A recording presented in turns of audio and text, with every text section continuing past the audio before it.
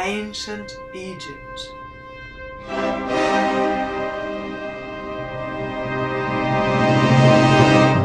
For millennia, it has captured the imaginations, hearts and minds of generations of truth seekers, eager to know who really built the pyramids, when they were built, and why they were built.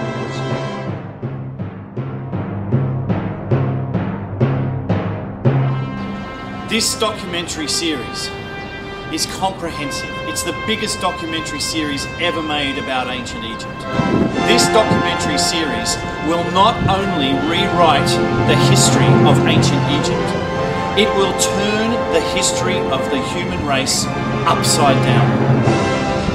So come with me as we go down the Nile and we discover the truth beneath the sands of Egypt.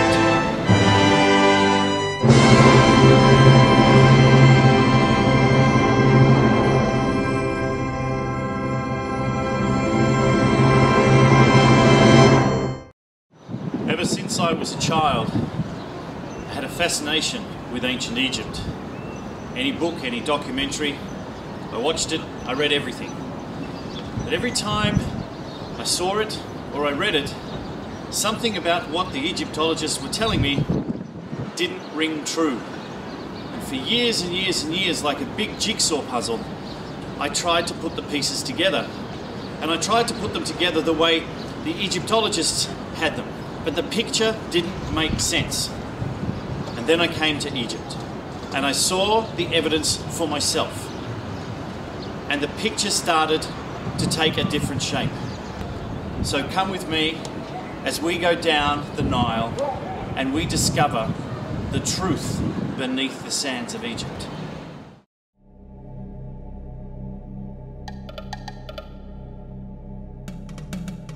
On the east side of the Nile, opposite Abu Simbel, at Wadi Faraj, was the temple of El Lissia, a small temple cut into the rock by Tutmosis III in honor of a local Nubian falcon god Dedwin, a form of Horus. A high, narrow gateway led into a small temple consisting of a hall about 10 meters long, 7 meters wide, and about 4 meters high. Within it were 4 columns with papyrus capitals surrounding a small hollow for an altar. Around the walls ran low stone benches, similar to those in the side rooms of the main temple of Abu Simbel. So, were these carved out during the reign of Tutmosis III, which was 200 years before the reign of Ramses II, or were they carved out even earlier? To either side of the sanctuary was a dark chamber, absent of any decorations on the walls, that only received light from the entrance to the temple, while 3 low steps led up from the hall into the inner sanctum, which contained a deep sepulchral excavation. The walls, both of the hall and the inner sanctum, are covered with mystic reliefs. However, sometime after the Ptolemaic period, the Copts converted the temple into a church, plastering the walls white and covering them in their paintings, many of which still remain. This is a classic example that to find out the true history of ancient Egypt, we have to look below the surface. Once in a perfect state of preservation, the temple was flooded as a result of the building of the first Aswan Dam in 1902, and subsequently all the colours were lost and many of the wall reliefs were damaged. In the 1960s, as part of the international rescue of the Nubian monuments, El Lissia was cut from the rock and reassembled in the Museo Egizio of Turin in Italy, a gift in recognition of the assistance furnished by the Italians in the rescue of the Nubian monuments. That doesn't sound like rescue. It sounds more like kidnapping. Leaving the location of Abu Simbel, the sandy desert plains are covered in seemingly hundreds of pyramid-shaped mounds of various sizes. Covered in small black volcanic stones that covers large expanses of the sand, the mounds spring out of the ground like a plague of mini volcanoes. Black volcanic stones? Is it basalt? Or is it tephra from some past volcanic eruption? And is that a clue to some great calamity? It's a clue to something. So what are they? There's just too many of them, and they're all too regular in shape to be just naturally occurring across the desert sands. The most likely answer is that, like the barrows, tumuli and cairns in other countries, that they're burial mounds, and yet some of them are huge. But if they are burial mounds, what are they doing here in what is now the middle of the desert? And it beggars the question, if they are burial mounds, who built them? Why did they build them? And when did they build them? And what caused so many people to die in such an isolated location? Is the significance the even covering of tephra across the landscape? Is that a clue? We'll find out in a later episode, but for now, let's just keep looking at the evidence.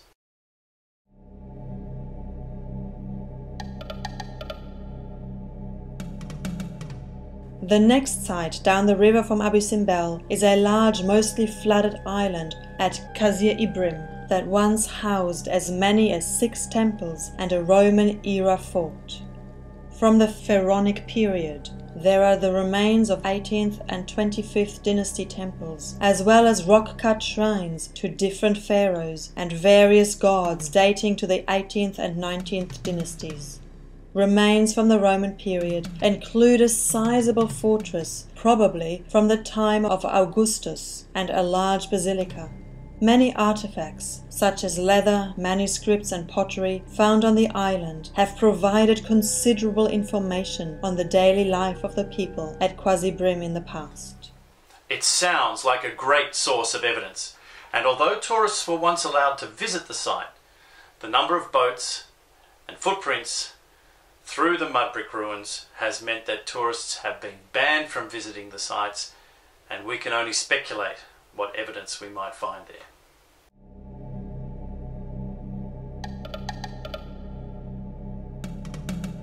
Downstream of Qasr Ibrim, on the east bank of the Nile, originally situated on the slope of a rocky hill just behind the village of Dur, was the El Dur Temple, named the Temple of Ramses in the House of Ra by the ancient Egyptians. Partly of cut stone and partly excavated into the hillside, nothing has remained of the pylon or forecourt from which the temple was probably approached, that once must have stood in front of the temple. What cataclysmic event would literally obliterate a pylon and a courtyard? If it were just an earthquake, then the pieces would surely be left in place. It must be something else. The only possibility is a massive flood of water. Not just an annual Nile flood, but something bigger, something on an earth-shattering level, some sort of tsunami or great flood like that mentioned in both the Bible and the ancient Egyptian texts. So, if the pylon and the forecourt were present, did they date to a much earlier time? Because surely whatever obliterated the pylon and the forecourt would have seriously damaged the remaining parts of the temple. And is it the case that Ramses II came along and repaired and rebuilt the temple, then claimed it as his own? Possibly. Seemingly modelled on the main temple at Abu Simbel, it basically consists of 2 hypostyle halls and the rear sanctuaries, all oriented north-south. What remains of the temple was cut into a cliff and supposedly constructed in honour of the said festival, the 30th anniversary of the reign of Ramses II, and, like the main temple at Abu Simbel, dedicated to himself, Amun-Ra, Ra-Harakti and Ptah. The question still remains, was the temple dedicated by Ramses II or usurped by him? The first hypostyle hall measures about 15 by 12 meters and consists of 12 square pillars, 3 rows of 4. While only fragments of the shaft of the first 2 outer rows remain, the row of pillars nearest the sanctuary, which were once originally joined by the roof to the main temple, are complete and larger than the rest, at nearly 4 feet square and about 14 feet high. On them are reliefs of various dressed figures, generally in pairs and hand in hand. In front of each of these pillars are the engaged legs of a colossal Osirid figure of Ramses II that once stood in place, facing outward as they had outside the main temple at Abu Simbel, rather than facing inward towards the central axis as they had inside the first hypostyle hall of the main temple. Well, how do they know that the feet belonged to Ramses II? Are they making that supposition based on a cartouche or two? Or did the feet have some specific anatomical feature that clearly related to Ramses II? The orientation of them is very much like the facade at Abu Simbel, although clearly the figures at El Deir were standing, like the ones before the Hathor temple, and not seated. So, is the temple really modelled on Abu Simbel? I don't think so. But who do the feet really belong to? Do they belong to Ramses? Or perhaps Nama, or even Isis? That's the $64,000 question. We're just guessing. In this first hypostyle hall, low relief scenes on the side walls cover topics of war, whereas on the rear wall there are scenes of triumph. When the temple was visited by John Buckard in 1819, a portion of one of the side walls had fallen down.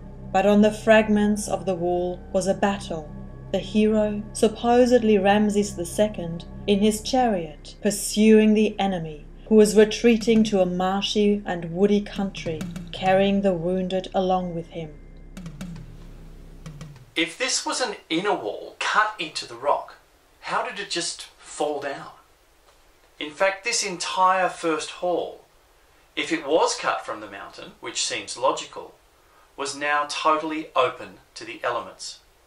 It's as if the whole side of the mountain was just swept away, including the first 2 rows of pillars, the 4 colossi, the roof, some of the walls, leaving just the barest aspects of the first hall. That's one hell of a deluge of water. In a lower register of the same hall, the prisoners, their arms tied behind their backs, are brought before the executioner, who is represented in the act of slaying one of them. Unfortunately, all these figures are much defaced, though who did the defacing is hard to determine. It could have been the invading Muslims or the Copts, or anyone who had an issue with the content on the walls. So again, we can't be 100% sure this is Ramses. Yes, it's possible. But it could also be Nama, for instance, from the first dynasty, or Thutmose III, who led many successful military campaigns into foreign countries such as Nubia in the 18th dynasty. On the opposite wall is their battle, but in an even greater state of mutilation. In this, prisoners are brought before the hawk-headed Osiris. On the front wall of the sanctuary, on each side of the principal entrance, prisoners are represented in the act of being slain, and Osiris, with uplifted arms, arresting the intended blow. Now once again, we have the possibility that these images do not represent Ramses at all, rather that they represent the gods trying to control their human minions. The evidence seems to be telling us that the Egyptologists may have the history of the temple completely wrong. But before we jump to any conclusions, let's investigate a little more. The second hall, which is completely within the mountain, measures 12 by 13 meters and is 5 meters high. It contains 6 very basic, square-cut, tapered pillars, somewhat larger at the bottom than at the top, hewn out of the rock, without either base or capital, but mounted on projecting bases and surmounted by transverse architraves, in 2 rows of 3, that extend from the entrance of the hall to the inner sanctum.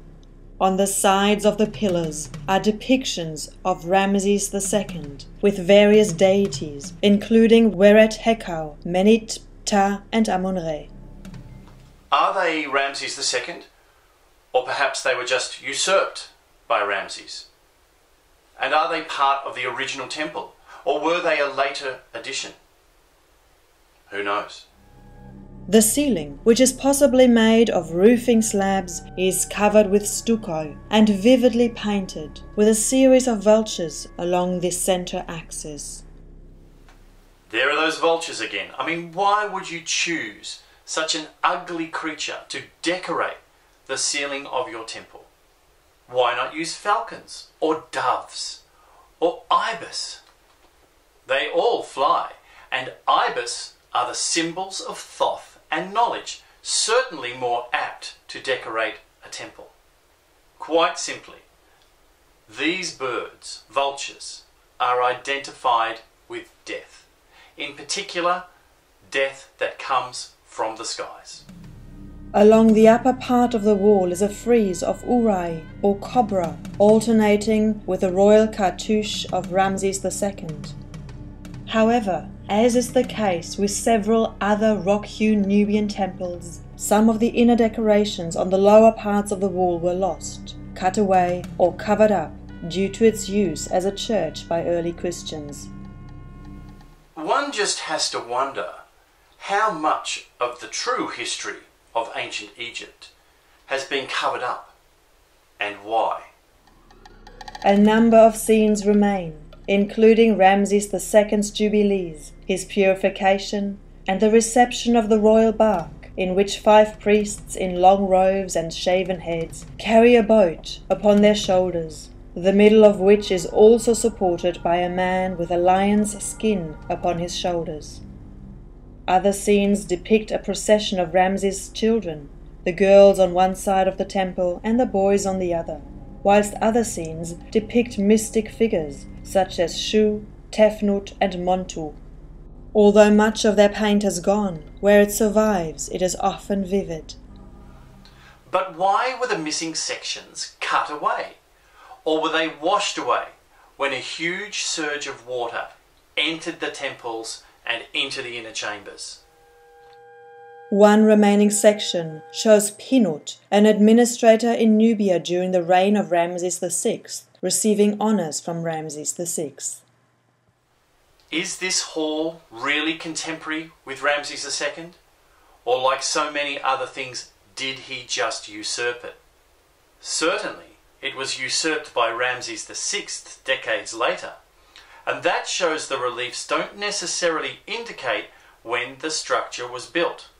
So when was it built? Or rather, when were specific sections of it built?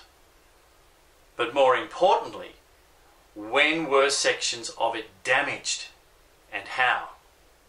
The second hall leads to 3 chapels, the ones to either side being small chambers, one of which contains a deep excavation, possibly carved out by the Copts, and used as a sepulchre. The centermost chapel, with a winged disc over the door, is the inner sanctum, which was intended to contain the sacred bark, as is indicated by the depictions of priests carrying the boat on the walls. I have to admit, I am totally fascinated with this image of the winged disc. It totally dominates Egyptian culture from the 18th dynasty onwards. And yet the Egyptologists have very little to say about it. The ancient Egyptians called it the winged destroyer. It is clearly an image of a sun, hence the wings, indicating it is flying through the sky. But the ancient Egyptians specifically and deliberately painted it not yellow, as we might expect, but red. What does that mean? Well, clearly it's not a reference to our sun, but I'll get to that in an upcoming episode in great detail. The inner sanctum also contains a group of 4 statues consisting of Ptah, Amun-Re, Ramses II, and Rehorakti, cut out from the back wall. That aspect does not necessarily make the El Deir temple contemporary with the Abu Simbel temple. One could be a much later copy of the other. But it would suggest these inner sanctuaries may well have been carved out around the same time. The question is, was that at the time of Ramses II, or was it much earlier? And this configuration in the inner sanctuary is exactly the same as that found in the inner sanctuary at the main temple of Abu Simbel. Now you may remember, this temple was originally facing north-south, which means that the sun, which rises in the east and sets in the west, would have never reached the inner sanctuary of this temple. And if it's the inner sanctuary that is supposedly contemporary with that at Abu Simbel, then it has nothing to do with the birthday of Ramses or of leaving Ptah in the dark. Those theories are totally contradicted by the alignment of this temple. In addition, on the original bank of the river, near to the temple, was a statue of a man, considerably larger than human size, that was completely overflown during the annual inundations of the Nile. Who was this figure? Ramses II? Nama? Osiris? Because it seems the gods have been worshipped here way before the time of Ramses II. So who was this statue of? Osiris? One of the other gods? And what happened to the statue? Is it still back where it was found, now 60-odd metres beneath the surface of the Nile? Or has it been secretly whisked away to some foreign museum or some private collector? In 1964, during the construction of the Aswan High Dam, which would result in the flooding of the Temple of Dur, the entire remaining portion of the temple was removed from its location to higher ground, nearer to the Temple of Amada, about 7 miles from its original location. Which means the bulk of it, the inner chambers, are now submerged at least 60 metres beneath the surface of Lake Nassar.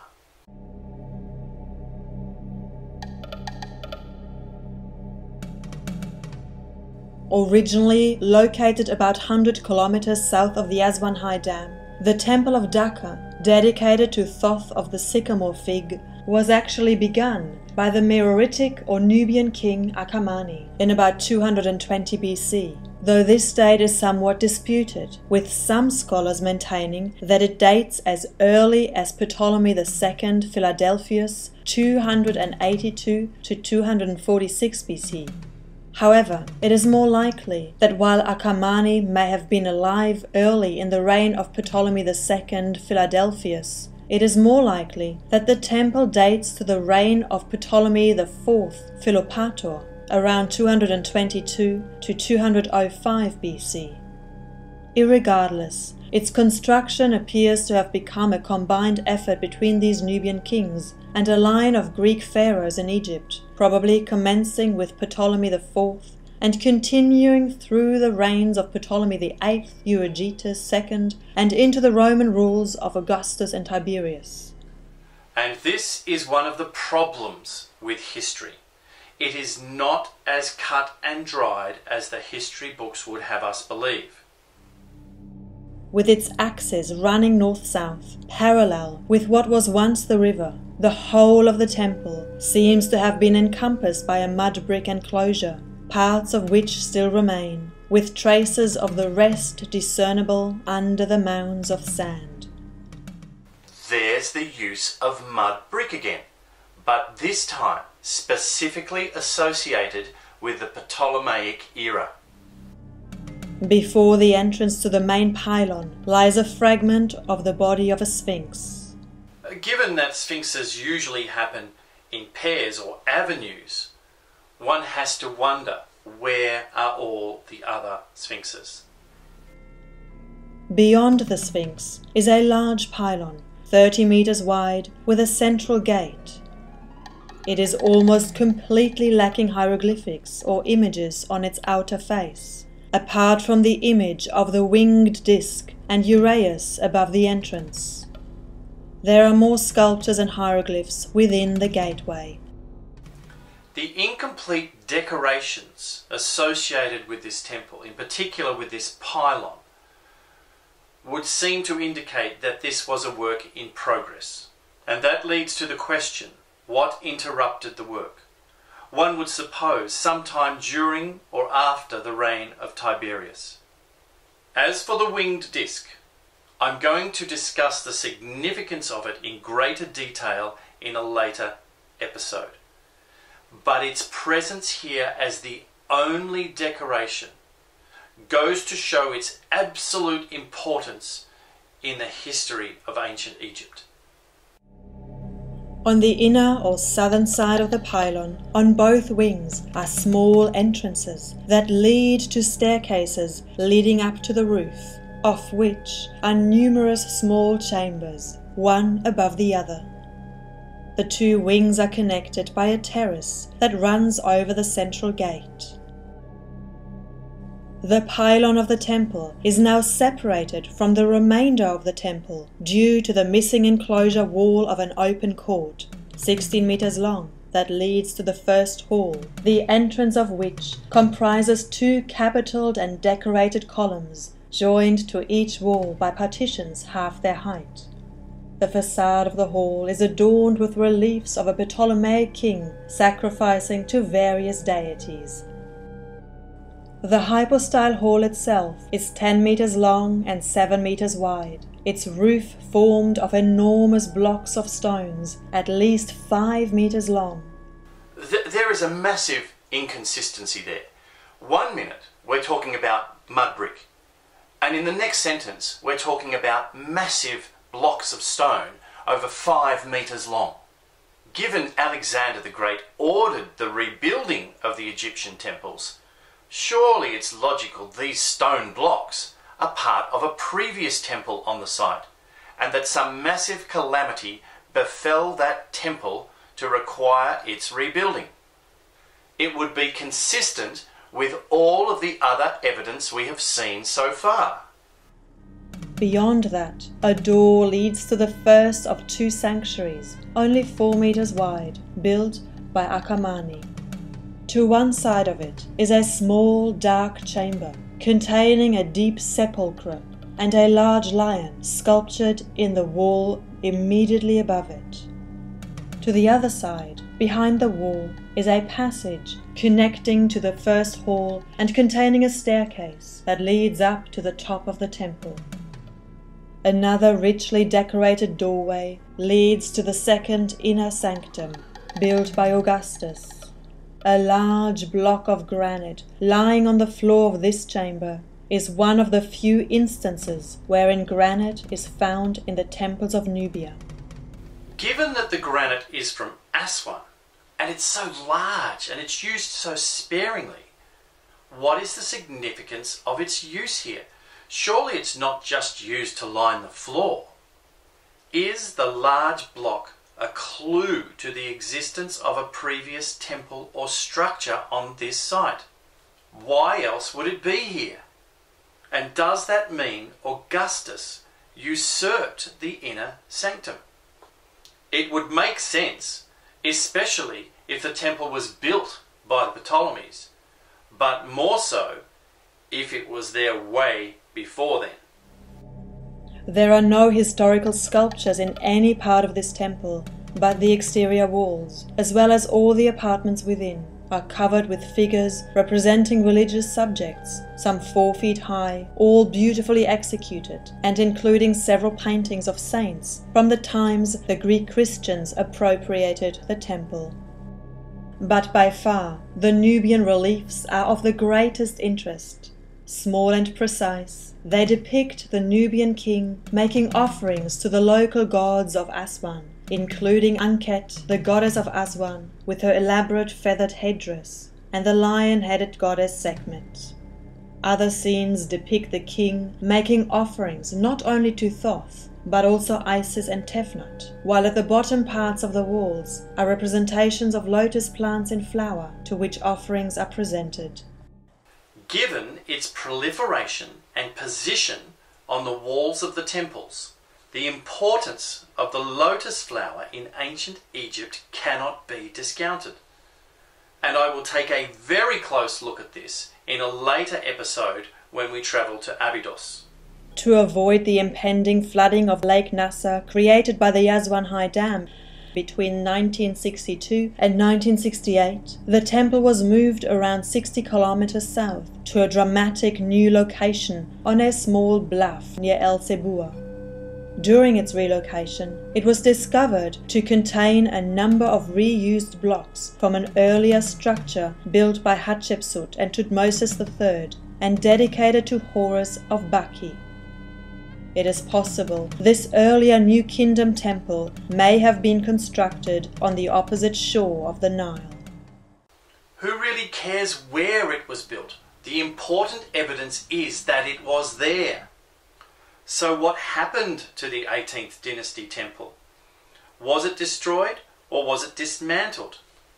It makes more sense that it was destroyed rather than dismantled, and that the new temple was built using the rubble from the old temple.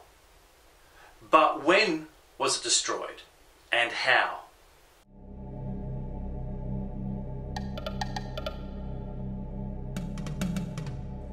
Heading downriver on the west bank of the Nile on the top of a hill at Wadi Gurshi, once stood the temple of Gurf Hussein, or more correctly Ptah, the House of Ptah, as it was named by the ancient Egyptians.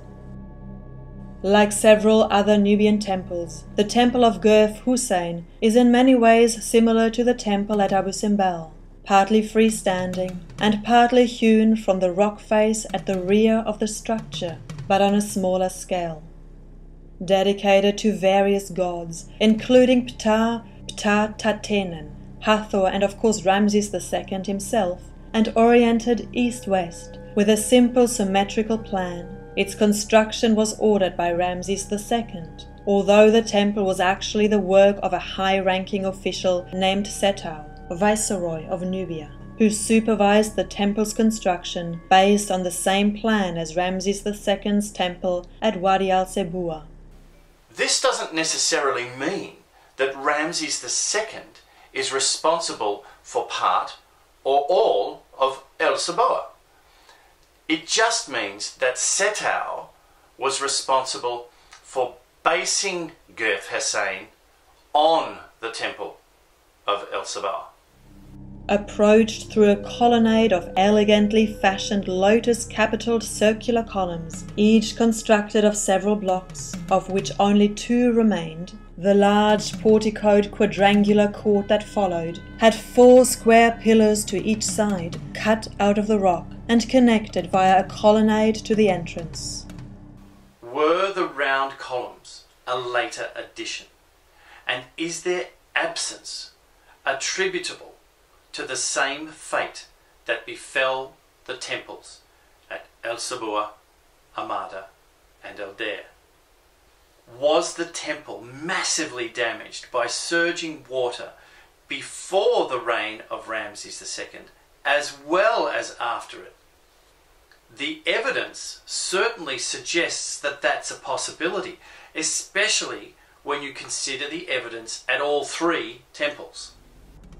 Before each of the pillars stood an engaged colossal sandstone statue, about 18 feet high, of a bearded Ramses II, wearing the Nemes headdress and holding a flail in one hand and the other hanging down.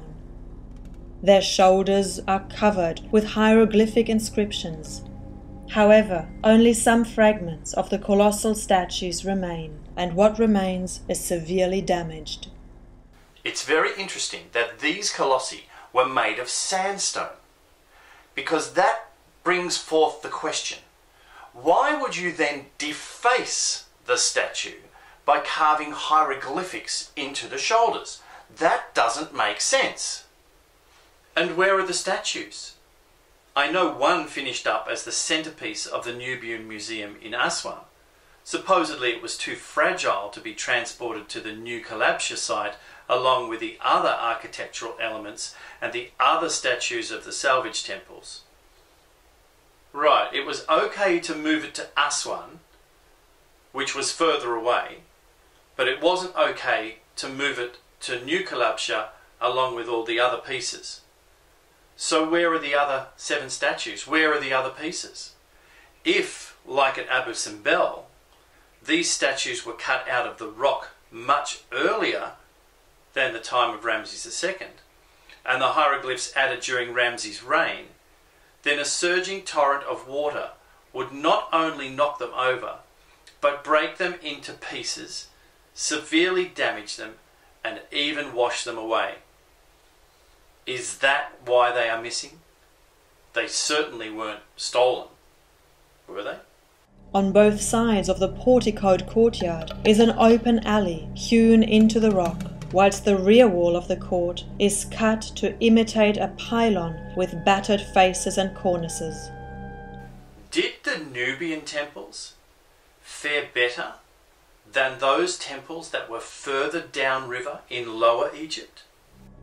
Following on from the courtyard, a large gate leads into the rock-hewn part of the temple, into the almost square hypostyle hall, around 18 meters wide, containing 6 immense rectangular pillars, 5 feet by 7, in 2 rows of 3.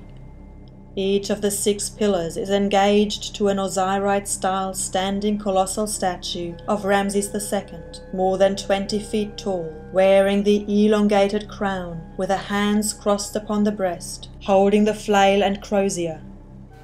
Are these statues really of Ramses II? Or are they copies of some other god? Of Osiris? Of Nama? Cut into each of the side walls of the hall are 4 niches, each containing 3 life-size statues of Ramses II standing between 2 deities. Now here Ramses has reduced the size of his statues to life-size, but he's also got the gods at exactly the same size. So given that he's presented himself as the same as the gods, what is he trying to tell us? Is he suggesting that he is their equal? I don't think that would wash with the population, certainly not with the priests. What seems more likely is that Ramses may have been responsible for making repairs to the temple and repairing and adding the columns and usurping them and adding his name to them as a way to increase his popularity with the populace and the priests. Beyond the pillared hall, a doorway leads to a traverse antechamber, in the centre of which are 2 massive pillars. The antechamber is flanked by 2 narrow chambers containing high stone benches, which may have been to prepare offerings or as a table for embalming the bodies brought to the temple.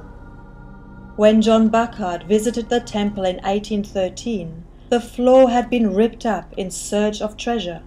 The Sheikh of Gurshi showed Burckhardt the place where 2 Englishmen, Thomas Legge MP and the Reverend Charles Smelt, who had been there before Burckhardt, found an immense treasure of gold which they loaded onto their boat.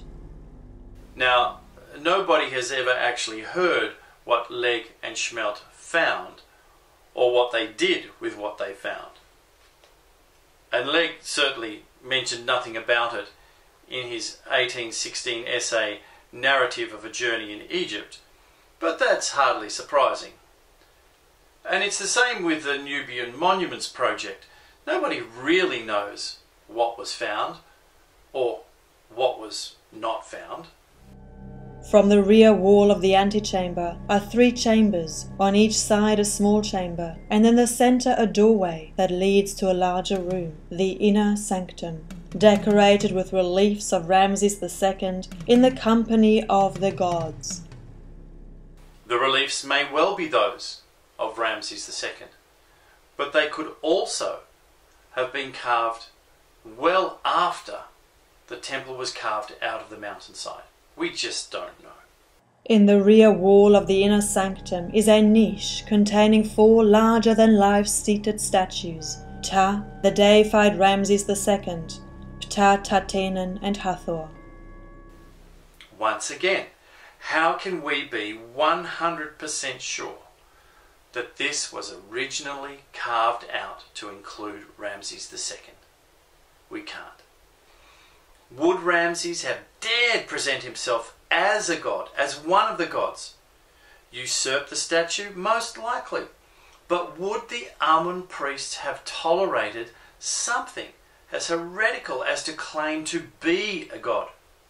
Remember, the whole Akhenaten period was still very, very fresh in the memory of the priests. I doubt they would have permitted this to happen. This inner sanctuary housed the sacred bark of Ptah, set on a large, smooth, rectangular plinth positioned in the center of the floor. It may well have housed the bark of Ptah later, but it may not have been why it was created in the first place. The plinth sounds more like what we would consider to be an altar. And although the altar seems to have either been left behind beneath the water, souvenired, or sold to the highest private bidder, we can deduce enough from it to assume that it was a large granite block. What was a large granite block weighing at least several tons doing there when they could simply have cut a block out of sandstone if it was just to be a stand for the sacred bark? No, I think the sacred bark concept is a later concept, and the granite altar had some other purpose. What was that purpose? We'll get to that in a later episode. Unfortunately, only the remains of the outer parts of the temple were moved to New Kalabsha, where its fragmentary exterior columns form a sad and lonely group in their new location among the rocks. As for the extraordinary interior of the temple, it was left behind and is now 60 meters below the surface of Lake Nasser.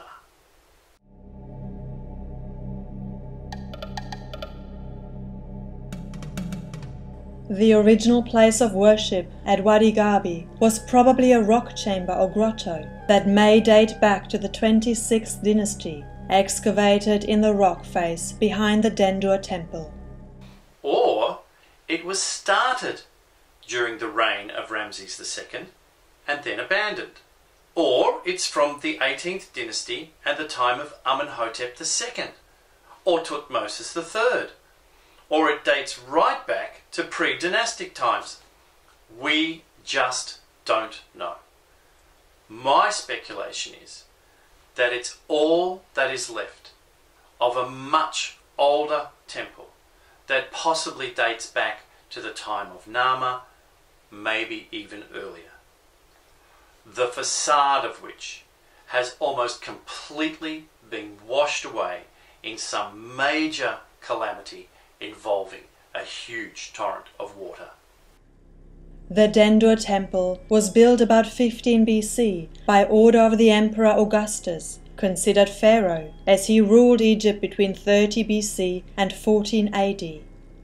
About 25 meters from the entrance gate to the rear wall, the sandstone temple is small and simple, and originally stood on the left bank of the Nile on a wide stone platform facing the river, 77 kilometers south of Aswan.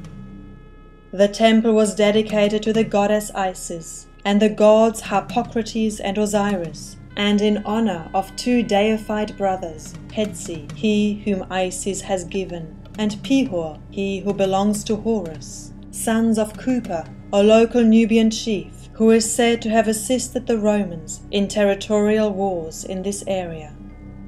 Positioned before the temple was most likely a small mud brick pylon, which surrounded a stone gateway with a high projecting cornice. Only the gateway remains. There's that juxtaposition of building materials again, the different stones, sandstone temple, mud brick pylons, stone gateway, possibly granite.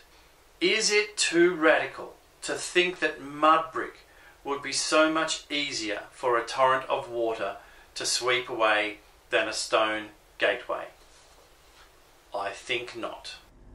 Above the gateway is the image of the winged disc, while on the ceiling of the entrance passage through the pylon are a series of vultures, their wings outspread. What does this winged disc really represent? And why does it dominate the temples from the New Kingdom onwards? The same needs to be asked of the vultures lined up on the ceiling above the pathways, like a kettle of circling vultures waiting to pick the carcasses clean after death. The answers are downstream and we will get to them in due course. Beyond the pylon is a small open space that once would have been a courtyard. It leads to a 2-columned entrance to a hall 7 meters long, the columns made of numerous blocks and topped with flowered capitals. On the walls of the hall are images of lotus plants in flower, with various persons making offerings to them. Once again, we see the importance of lotus flowers, and we will get to the significance of that when we get to Abydos.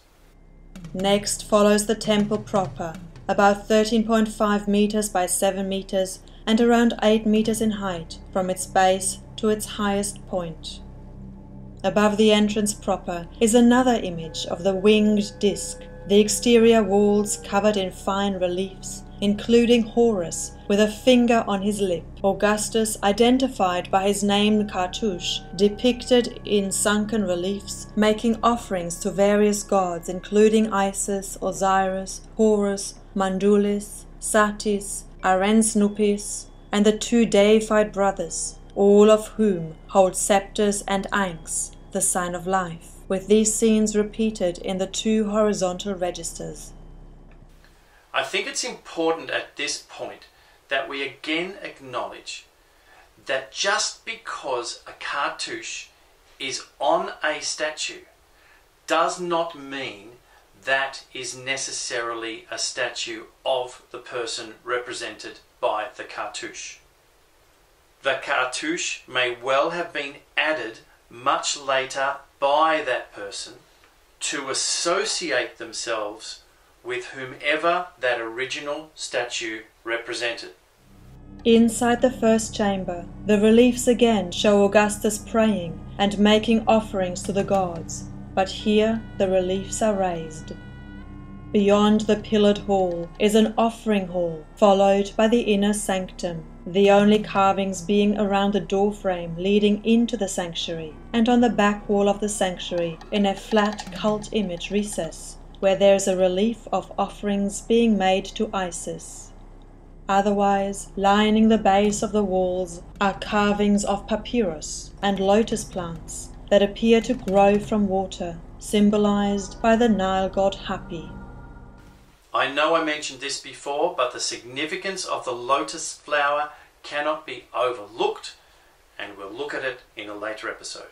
Behind the rear wall of the sanctuary is a hidden chamber, rediscovered when the temple was dismantled and relocated. A beveled block gave access to the chamber from outside the west wall. It has been speculated the chamber perhaps contained the coffins of the 2 brothers, the mummified bodies taken out and paraded on feast days. Behind the ruins of the temple in the hillside is a small grotto cut out of the rock, possibly as a tomb. Or possibly part of the inner sanctum of a much earlier temple, swept away by a huge torrent of water from a previous catastrophe. In front of the pylon, closer to the river, but considerably below the level on which the pylon and the temple were built, was a stone enclosure about 35 meters long and 15 wide, the wall fronting the river 15 feet high and slightly curved. The stones are rough cut on the outside, but smoothly cut on the inner surface. Filled with rubble, it is probable that it had originally a roof, and was either a place for sacred procession or preparation of mummies. Well, we can speculate till the cows come home about what its function was, but the real questions are, when was it built and what destroyed it. That it was closer to the river and virtually obliterated supports the possibility it was razed to the ground by a surging torrent of water. But when? From historical descriptions, we know the original reliefs were painted in red, blue, green, yellow and black. But when the temple was flooded as a result of the building of the first Aswan Dam in the 1900s, it resulted in all the color being washed away from the reliefs. In 1965, the Egyptian government gifted the Temple of Dendur to the United States in recognition of its part in helping to save the other Nubian monuments that would have been drowned beneath the waters of Lake Nasser. Consequently, at the cost of about $9.5 million, the temple's 642 blocks, weighing more than 800 tons in total, with the largest pieces weighing more than 6.5 tons, were packed in 661 crates and transported to the United States, where several institutions made bids for housing the temple in a competition which was nicknamed the Dendur Derby by the press. Finally, on April 27th, in 1967, the temple was awarded to the Metropolitan Museum of Art in New York City, where it was reconstructed in a special building built for the purpose and opened in 1978. That's an awful lot of hoo-ha and a lot of money for basically what is a pile of rocks. And why did it finish up in New York? Who knows? We might find out further down the Nile.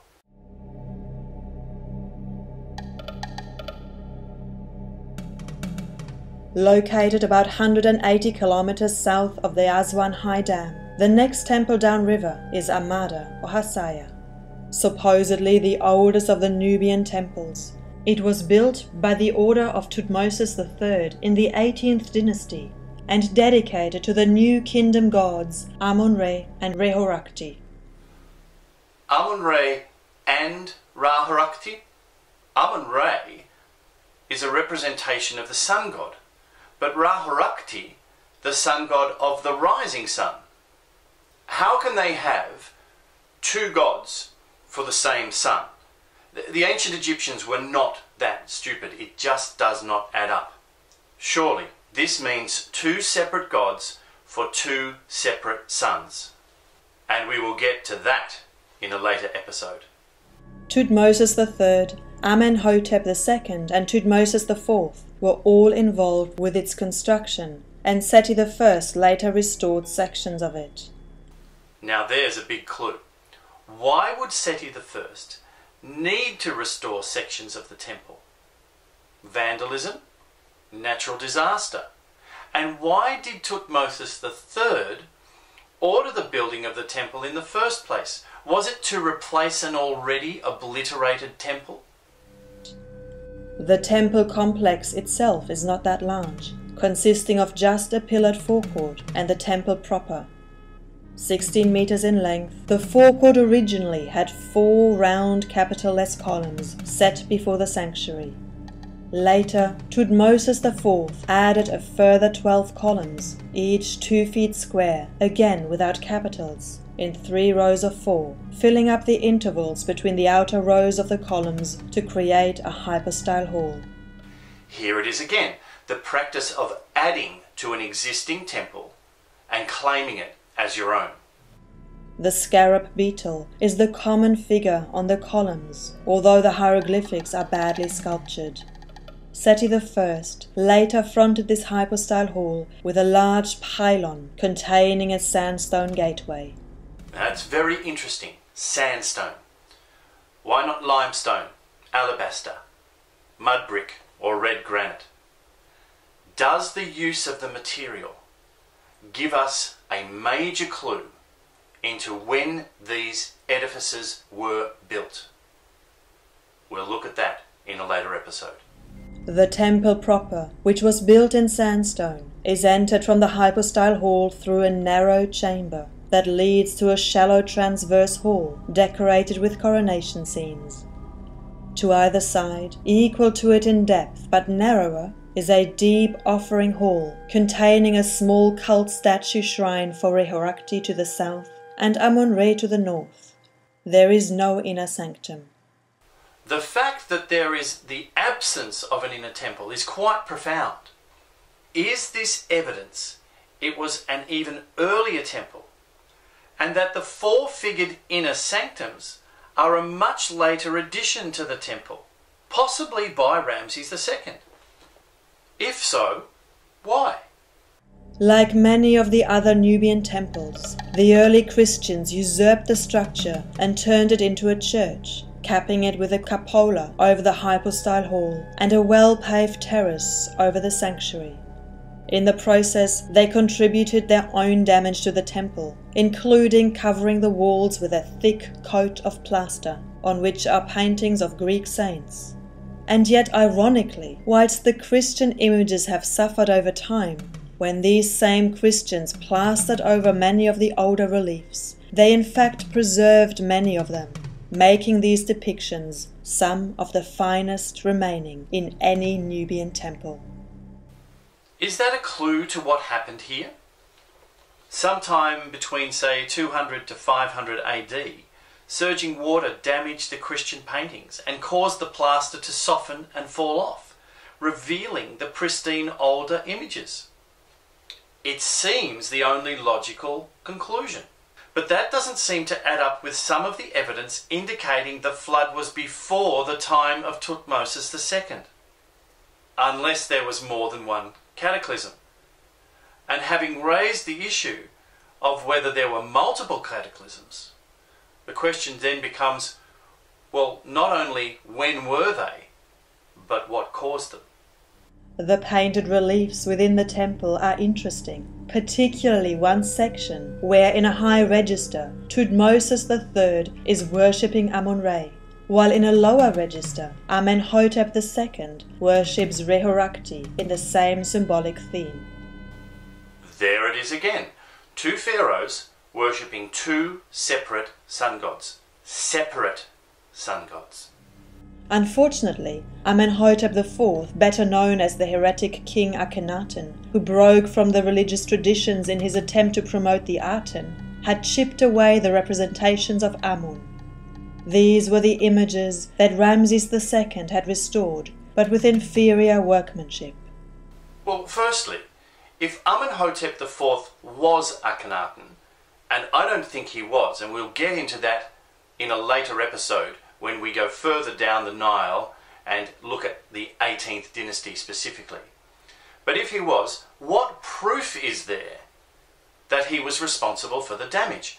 There's none. It's another case of the Egyptologists speculating and proposing it as fact. Secondly, the one thing it does show is that this may be a true indication of Ramses II's actual involvement with not just this temple, but all the Nubian temples. He merely usurped and repaired them, carving his name over everything to claim it as his own. Given the evidence at Amada, this has to be a possibility. The temple contains some important historical inscriptions. For example, one carved on a stela on the rear wall of the sanctuary in the 3rd year of Amenhotep II describes an Egyptian military campaign into Syria, and how he brought back the bodies of the rebel chieftain to hang on the walls of Thebes, and how one body was hung from the prow of his ship as he sailed through Nubia as a warning. Given the way that human bodies decompose and the stench that would have resulted, I'm prone to consider that Amenhotep II may be exaggerating. He may have even fabricated the whole thing to make himself look good before the masses. Another inscription, carved on a stela on the northern side of the entrance doorway, describes the crushing of a Libyan-backed rebellion and invasion of Egypt in the 4th year of Merenptah, son of Ramses II and his successor. If this was the only inscription to remain, then I'm sure the Egyptologists would have claimed that the temple was built by Merenptah. Or, if the Amenhotep II inscription was the sole surviving text, they would most likely attribute the temple to Amenhotep II. We just can't date the building of a temple, any temple, based on the earliest inscription that we find on it. We have to look at all the evidence, including what it's built of. And what that means is that this temple, in fact all of the Nubian temples, may not have been built by Ramses II. They may not even have been built in the period of the New Kingdom. About 20 meters closer to the river are the foundations of another stone edifice. The foundations of another stone edifice? What sort of stone? Sandstone? Alabaster? Granite? And were these foundations the foundations of some earlier temple closer to the river that had been swept away in a huge surge of water? Was the new temple built further away as a precaution against future floods? How can we know? Especially when those foundations are now 60 meters below the surface of Lake Nassar. But something either prevented the first temple from being completed or raised it to the ground. And the most logical smoking gun is a surging torrent of water. The Amara temple was moved 2 miles west to avoid flooding by the rising waters of Lake Nasser following the construction of the Aswan High Dam, with a strange-looking cupola on the roof put in place by the early Christians, removed so as to restore the temple to its earlier configuration.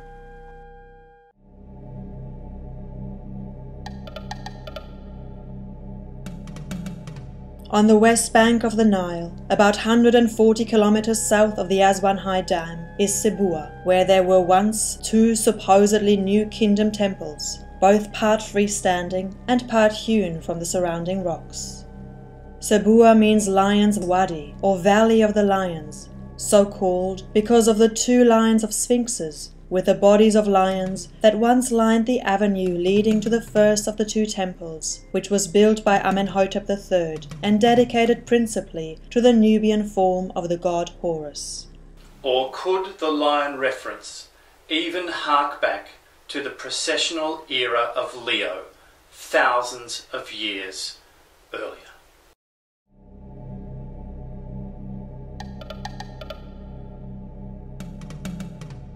The temple of Amenhotep III consists of several pylons, a court, a hall, and a sanctuary. About 30 meters from the front of the first pylon facing the river are 2 statues, 10 feet high and about 20 feet apart, of beardless males wearing long headdresses. They are each attached to the back of a pillar stone of equal height, but are crudely executed, the ears being half the length of the head. 10 feet high, with long headdresses that would mask an elongated skull, and ears half the length of the head? That doesn't sound human to me. Are we talking about the gods, or perhaps the demigod descendants of the gods? 4 sphinxes beside the 2 statues, differing from each other in size and shape, but all with the bodies of lions and the heads of young men with the usual narrow beard under the chin, form part of an avenue of sphinxes that leads from the river to the temple, although at the time John Buckard was making his observations in the early part of the 19th century, the majority of them were buried. Lying on the ground in front of the entrance, the head and breast buried in the sand, was a colossal human statue of a standing male figure, his feet positioned with the same attitude as the statues in front of the temple of Hathor at Abu Simbel. It most likely stood as part of a pair to either side of the entrance to the first pylon.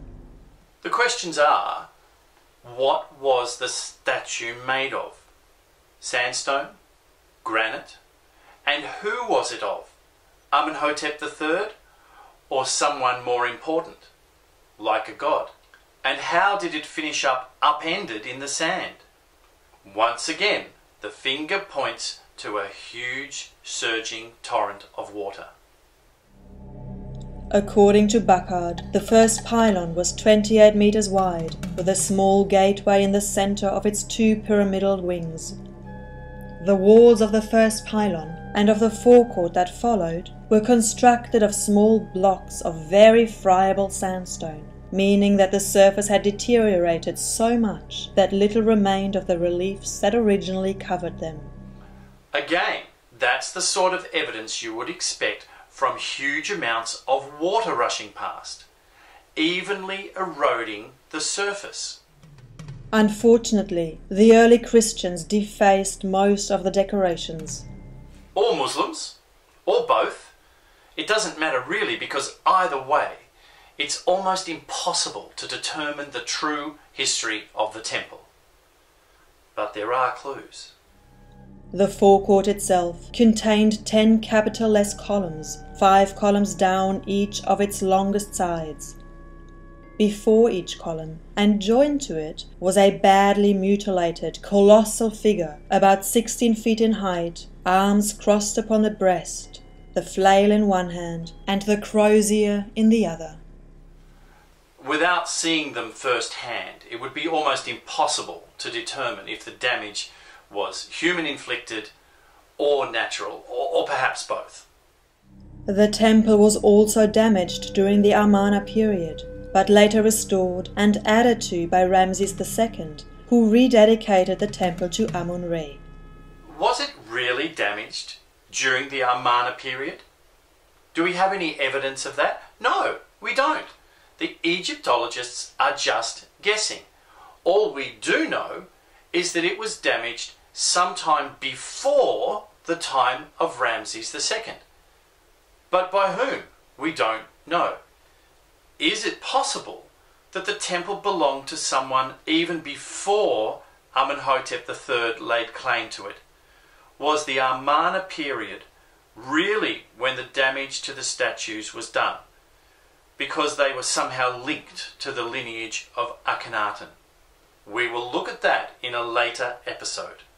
Or was the damage due to some other natural cause? Well, it's easy to speculate, but without looking at the actual statues, it's hard to know. At the time of Bacard's observations, 2/3 of the courtyard and the rest of the temple that followed, the sections cut into the rock, was buried by sand. Was the sand blown there over eons of time, or was it dumped there in one massive surge of water? Unfortunately, the temple of Amenhotep III was not one of those rescued and relocated by the Nubian Monuments Project, and was regrettably left to be submerged beneath the waters of Lake Nasser. However, 5 stelae from this temple are in the Aswan Museum. You have to wonder if the Egyptologists are dating the building of the temple to the presence of the stela, when in fact the stela could have been placed there long after the temple was excavated by Amenhotep III. We don't know what is on the walls, what evidence is still there. It could change the whole history of Egypt. And maybe that's why they left it behind, submerged under 60 feet of water.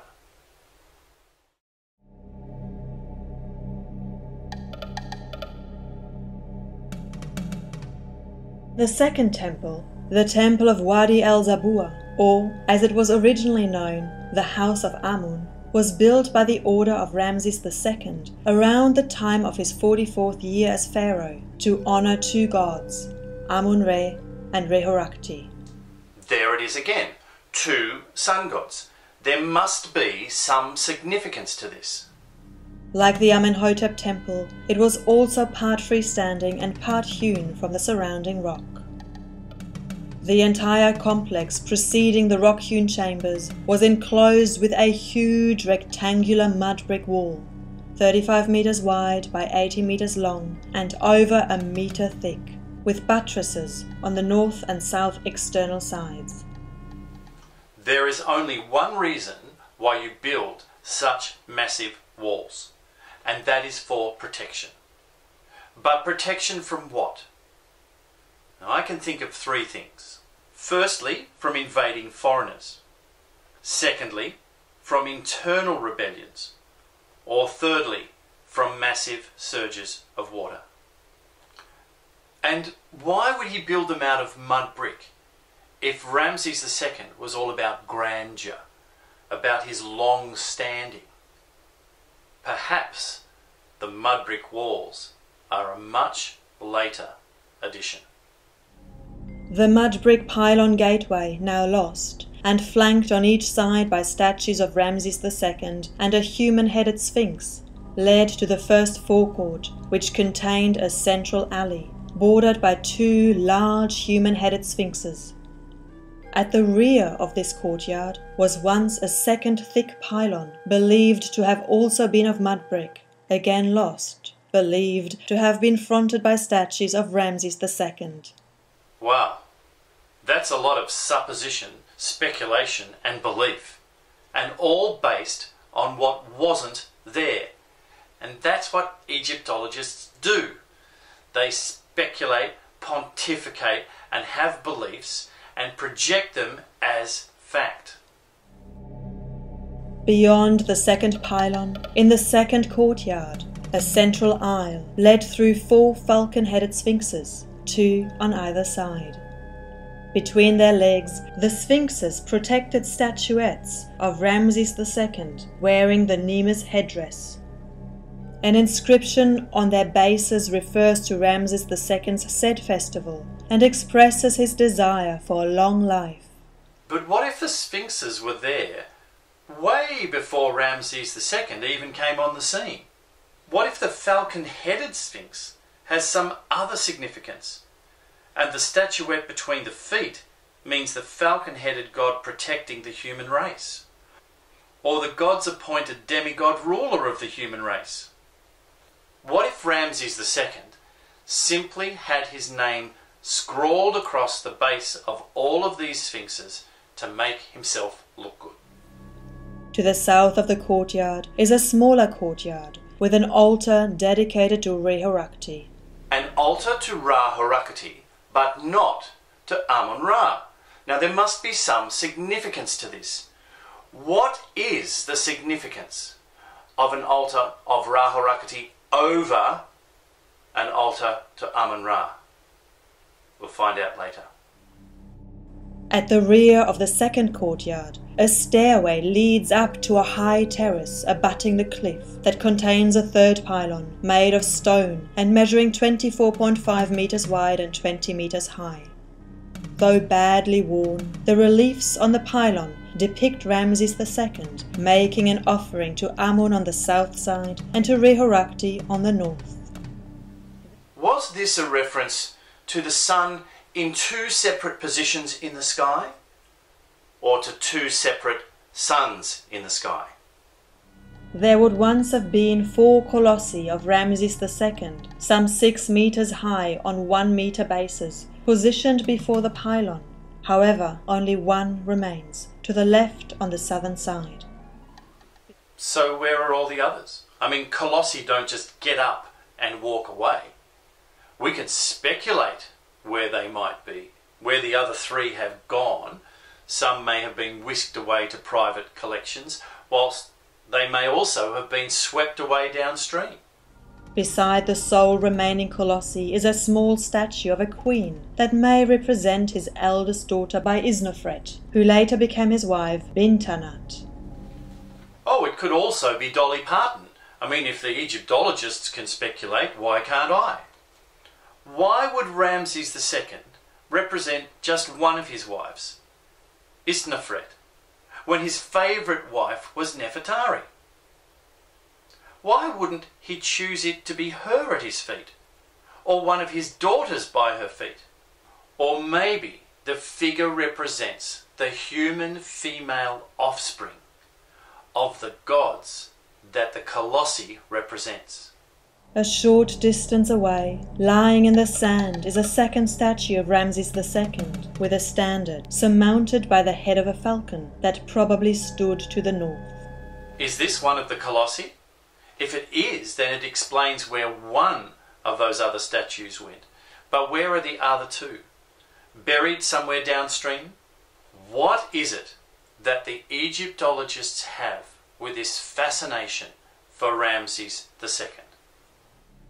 Beyond the pylon is the so-called feast court, measuring 19.8 by 20.6 meters. It is flanked by 2 porticos with 5 pillars with engaged standing Osiris-style statues of Ramses II. On the walls of this court are depictions of Ramses II's 51 princes and 63 princesses, together with their names and scenes of Ramses II before various deities. And this because of the specific reference to the 104 offspring of Ramses II.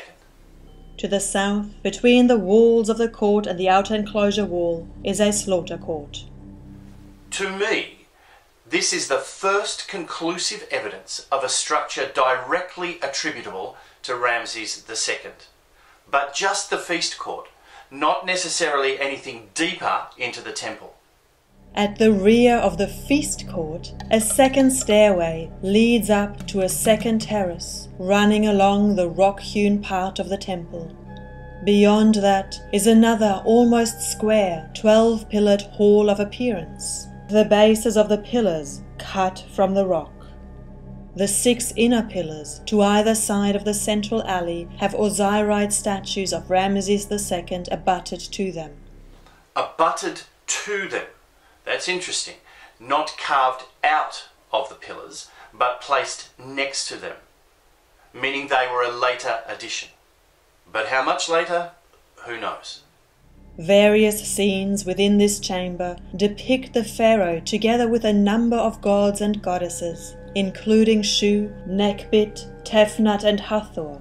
Another relief shows the god Ptah, promising many said festivals to Ramses II. Or were the Osirid statues already there and simply usurped by Ramses II? We really don't know. Following the pillared hall is a transverse chamber of offering with a narrow room to either side, and beyond this, the main sanctuary in the center, flanked by 2 narrower chapels. The center chamber is thought to be a bark chapel that once contained the sacred bark, and it is illustrated with the prow of a falcon on the northern wall and that of a ram on the southern wall, whilst Ramses II makes offerings to both boats. Other scenes represent Ramses II embraced by Mut and Hathor and offering food to Amun-Re. If the ancient Egyptians were worshipping the sacred barks of the gods, and these sacred barks came from the skies, then surely the ancient Egyptians were worshipping spacecraft piloted by the gods, which is what they say in their texts. And what was the significance of the imagery of the falcon and the ram? We know the ram represents the processional age of Aries, which would be compatible with the time of Ramses II. But what does the falcon represent? At the rear of the central chamber is a niche that once contained a group of statues consisting of Amun-Re, Ramses II and Rehorakti. Now here we see one of the many inconsistencies with the thinking of the Egyptologists, because here we have Ramses II associated with Amun-Ra and Horakti, but no Ptah. Why? This is a temple supposedly built many years after Abu Simbel. So why would Ramses exclude Ptah?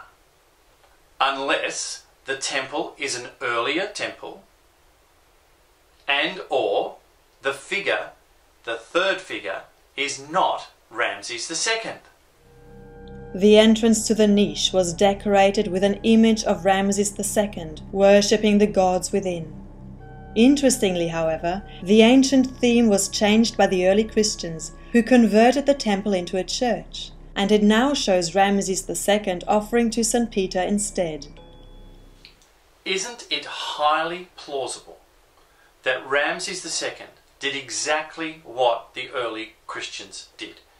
Simply adapted and adopted what was there to his own agenda. If that's the case, then Ramses II could simply have carved his adoration of the gods onto the entrance to the niche when he usurped the temple for his own propaganda. As part of the Nubian monument project, the freestanding parts of the second temple, the Temple of Wadi el-Zabua, were relocated 3 kilometers to the northwest from their original location to a new elevated site so as to avoid the rising waters from the Aswan High Dam. And as such, the mystery continues and the plot thickens. Perhaps there are more clues in other temples further down the Nile.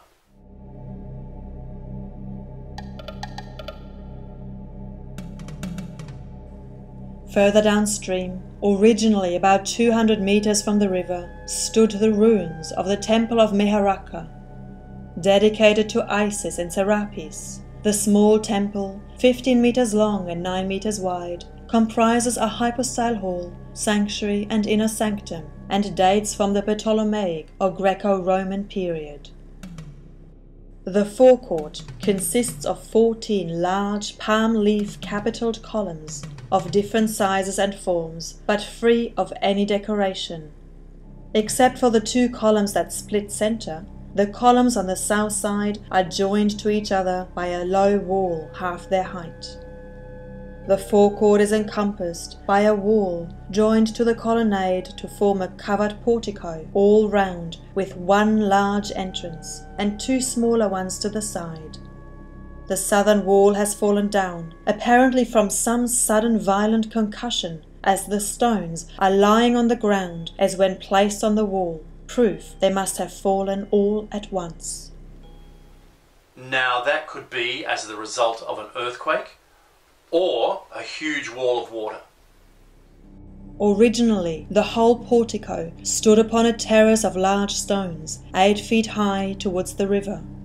The large entrance was on this side, but as there are no steps to it, it is probable that it was only used during the annual period of Nile flooding, when vessels might moor close under it. The curious point is that before the building of the Aswan Dam and the relocation of the temple, the annual Nile floods didn't reach the temple. And that means that when the temple was built, the level of the Nile was much higher than the Egyptologists think it was. Within is a spiral staircase, the only one of its kind in a Nubian temple, leading up to the top, and there are a few figures on the walls and the winged disc over the gates, plus several paintings of Greek saints. But overall, the decorations of the temple are incomplete and very badly damaged. Again, is the damage human-inflicted or the result of natural causes? Close to the walls of the portico are the remains of another building, which had probably been a temple similar to the above, but not a part of the same structure. However, only a wall and the foundations remain. All of these temples seem to show the same type and level of damage. There is a consistency in the evidence. The question is, was there a calamitous event that caused a massive flood of water to swamp these temples? And did it happen prior to the Greco-Roman era, meaning that all of these temples are in fact reconstructions? Or did it happen after the Roman era? Or perhaps both? During construction of the Aswan High Dam, the Wadi Meharaka temple was moved 80 kilometers south, close to the relocated temple of Wadi el-Zabua and the temple of Dhaka.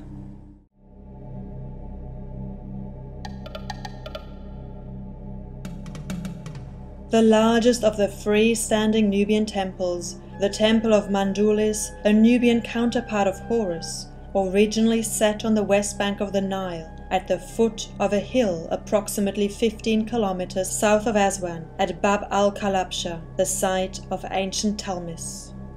Initially, it was believed to have been built during the early Roman period, around 30 BC, by the Roman Emperor Octavius Augustus. However, during the disassembling of the temple for relocation as part of the Nubian Monuments project, decorated blocks of reliefs belonging to a temple doorway of a chapel from the Ptolemaic period were discovered, built into the substructure. This indicated that the Roman edifice was in fact constructed around and over an earlier temple erected during the Ptolemaic era, 50 to 70 years earlier, by Ptolemy IX. This previously unknown entrance structure, found during the rescue project, including the freestanding granite gate it surrounded, was subsequently gifted to the West German government, who had done the relocation, and it now sits in the Ägyptisches Museum in West Berlin.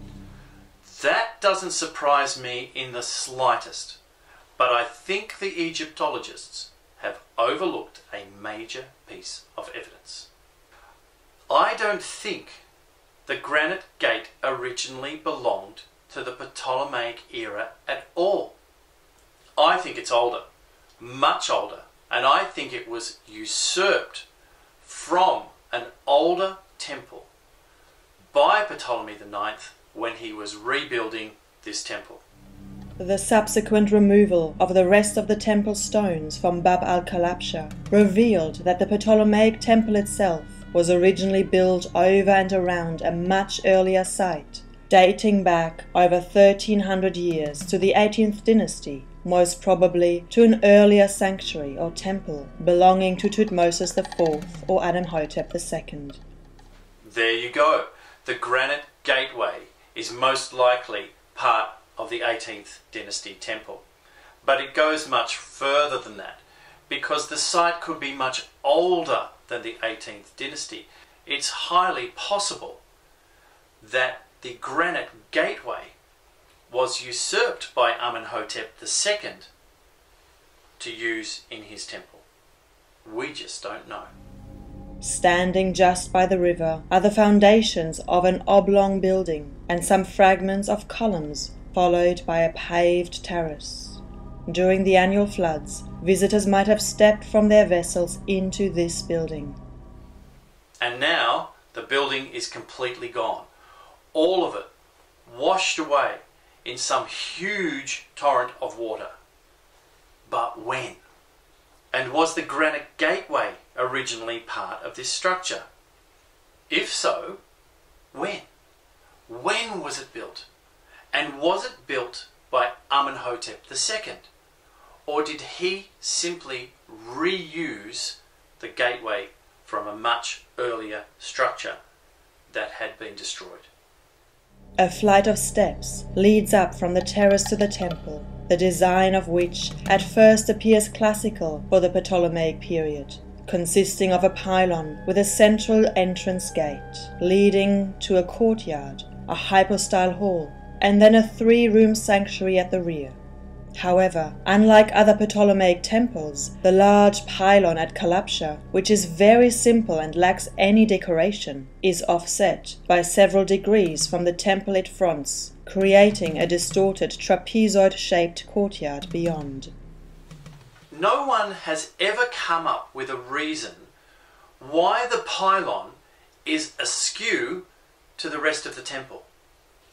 Surely it wasn't a mistake. It must have been deliberate. And if it was deliberate, what was the significance? If the pylon was added last, which is not only highly plausible but highly probable, is the alignment different because of an altered position of the rising sun or of magnetic north, and that somehow the new alignment was different to when the main body of the temple was built? Given the accuracy and attention to detail of the ancient Egyptians, it just is not plausible that this misalignment is a mistake. At either end of the pylon are internal staircases, with no noticeable hieroglyphics on any of the walls, which leads through dark corridors and over worn steps as they crisscross heavenly towards the roof. At various points along the way, slits in the stone walls admit sunlight to illuminate the path or an antechamber. Since its relocation, the views from the top of the pylon, of Lake Nasser, and over the temple and the surrounding relocated temples on the island is breathtaking. The porticoed courtyard that follows once had columns on 3 sides. All but one of the 3-foot-wide columns abutting the inside face of the pylon are missing, the fragments of the other found lying in the courtyard. An earthquake? A tsunami? Could it be both? The front of the hypostyle hall, or pronaos, comprises 4 beautifully decorated columns, united by a wall rising to half their height and 2 pilasters center forming the entrance. On the northern screened wall is a long inscription from Aurelius Bizarian, the Roman governor of Ombos and Elephantine, around 248 AD, decreeing the expulsion of swine from the town and declaring the prohibition of eating pork for religious purposes. Alongside, dating to around 100 BC, are scenes depicting a Ptolemaic king making offerings to both Isis and Mandulis, whilst from around 100 to 200 AD there are Coptic crosses and a carving of St. George slaying a dragon. There is also a column that contains 2 drums with one of the longest Meroitic inscriptions found to date, the text of a king Karamadoi. Even today, the Meroitic language is a mystery to most Egyptologists, even though there are strong connections between it and the Beja people of Africa. The Blemian people, referred to in the Meroitic and Egyptian inscriptions. And it's no coincidence that the Meroitic language and the Beja people have both been linked with connections to beings from the stars. Other scenes on the screen wall include the king with Horus and Thoth. Other decorations have been attributed to the Nubian pharaoh Akamani from the 3rd century BC. The hypostyle hall consists of 8 columns. However, when it was discovered by John Buckard in 1813, the roof had fallen in, and only 2 of the 8 internal columns which once supported it remained. The only sculptures in the hall are on the rear wall, or rather in the front wall of the sanctuary, and depict scenes of a Ptolemaic king making offerings to Isis and Mandulis. There are also scenes of Amenhotep II, who founded the original temple upon which this one is built, making offerings of wine to Min and Mandulis. I mean, how do you reconcile the 1300-year difference between the images on the facade of the sanctuary? Surely this shows that whatever damaged the Amenhotep temple left one part of the facade standing, and the reconstructed and redecorated section was done in the Ptolemaic era.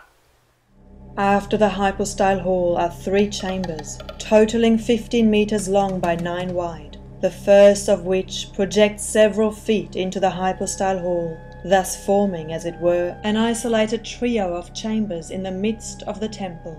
The pronaos, which is a chamber preceding the sanctuary, the naos or sanctuary, where statues of gods were located, and the adytum, the innermost and most secret shrine.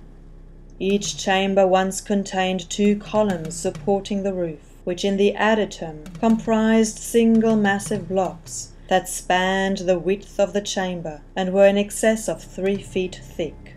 In contrast to the Ptolemaic and Roman scenes in the courtyard, the inner chambers show Amenhotep II surrounded by the goddesses of Upper and Lower Egypt, Amun-Min and Ptah, while in other reliefs he is receiving a blessing of holy water from Thoth and Horus. Prior to the building of the first Aswan Dam, thanks to the Copts who covered the walls with plaster and images of their saints, the images retained almost all of their color. However, the raised levels of the Nile, due to the first Aswan Dam, caused the plaster to fall off and expose the paint underneath to the ravages of the Nile. The images, generally in red, blue, green and black, included the hawk-headed Mandulus, with a staff in one hand, painted light green, some females holding the lotus in their hands, quite black, the hair, in general, of all the figures painted black, although in some it is blue, and the spaces between the different figures covered with hieroglyphics painted red. On the walls of the inner sanctum, Amenhotep II makes offerings of wine to Osiris, Isis and Mandulus. The reliefs were defaced, either by Christians who used the temple as a church in the 2nd century AD, or by one of the many waves of Islamic invaders. But it is clear the images, including those in the lower parts of the side walls of the adytum, of single human figures, each with an animal by its side, generally an ox, a gazelle or a goose, do not relate to those in the walls of the courtyard. All of this evidence clearly demonstrates that this part of the temple clearly predates the surrounding structures. So if the original temple was built around 1440 BC, and then the outer walls and temple added later, much later, like 1200 years later, something must have happened. Something big must have happened. But what and when? As at Dhaka, there was a hidden chamber behind the adytum, accessed by 2 doors. Lower than the adytum, with a chamber over it, the roof had fallen in. In the walls of the chamber are several cells or recesses, each of which forms 2 small apartments, one behind the other, divided by a narrow entrance, and just large enough to hold one person. There was a hollowed stone in the interior of one of them, possibly a sarcophagus. They are closed in front by a stone, which may be removed at will, but there is not the slightest appearance of any recess being there when the stones which close the outer entrance are in their places. Perhaps these secret recesses were to store valuables, or to hide from invading hordes, or perhaps to punish some recalcitrant priest. We will probably never know, because that part of the temple was left behind at Bab al-Kalabsha and is now 60 feet below the surface of Lake Nasser. One can only ask why, especially when you consider what was moved. Along each side of the portico is a narrow, dark passage, with a door opening into an area where the external wall extends beside the whole length of the temple. The side walls connect to a transverse wall at the rear of the complex, about 20 feet behind the inner sanctum, at the foot of the hill, which has been cut down perpendicularly so as to serve as the end walls and thus form a high enclosure surrounding the temple. The exterior walls of the temple are covered with crudely executed sculptures of colossal figures, including on the rear wall images of Mandulus with his vulture-feathered cloak. This all surrounds the formal part of the temple, the last 3 inner chambers. And this suggests to me that those inner chambers, those first 3 chambers, existed first, and the hypostyle hall was added at a later date. But not everything made it. In the southwest corner of this area, prior to its relocation, was a small quadrangle formed on one side by 3 columns and on the adjacent interior side by a short wall built across the area. Here a grotto or sepulchre has been hewn into the perpendicular rock, similar to that behind the temple at Dandur. It consists of a single chamber with a winged globe over the entrance, but without any other sculpture. One has to wonder if this grotto doesn't in fact predate the whole temple. It certainly can't be discounted. And why just the winged disc and nothing else? The temple was moved to its present location at New Kalabsha in 1970, together with other monuments from Nubia.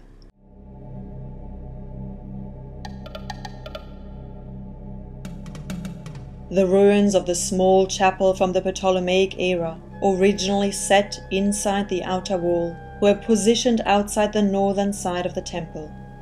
It might as well have been put in Saudi Arabia, because it made absolutely no sense in its new location. And neither does another important piece on the island. In addition to temples, other bits and pieces were relocated as well, including the remains of a large wall stela erected beside the remains of the Dedwen temple, belonging to the 19th dynasty pharaoh Seti I, in which he celebrates all of his victories. A large 19th dynasty wall stela belonging to Seti I? But from where? From what? And what happened to it?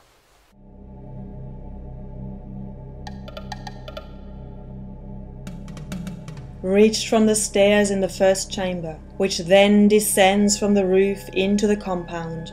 A few meters southwest of the Temple of Mandulis, set within the mud brick outer walls and abutting the cliff face, was the Chapel of Dedwen, a small rock-cut temple containing reliefs of an unidentified pharaoh, making offerings to the Nubian god Dedwen, the god of incense, prosperity and wealth, who was worshipped as early as 2400 BC. Just like the temple of El Asaya at Wadi Faraj, this is a small temple cut into the rock honouring the local Nubian falcon god Dedwen.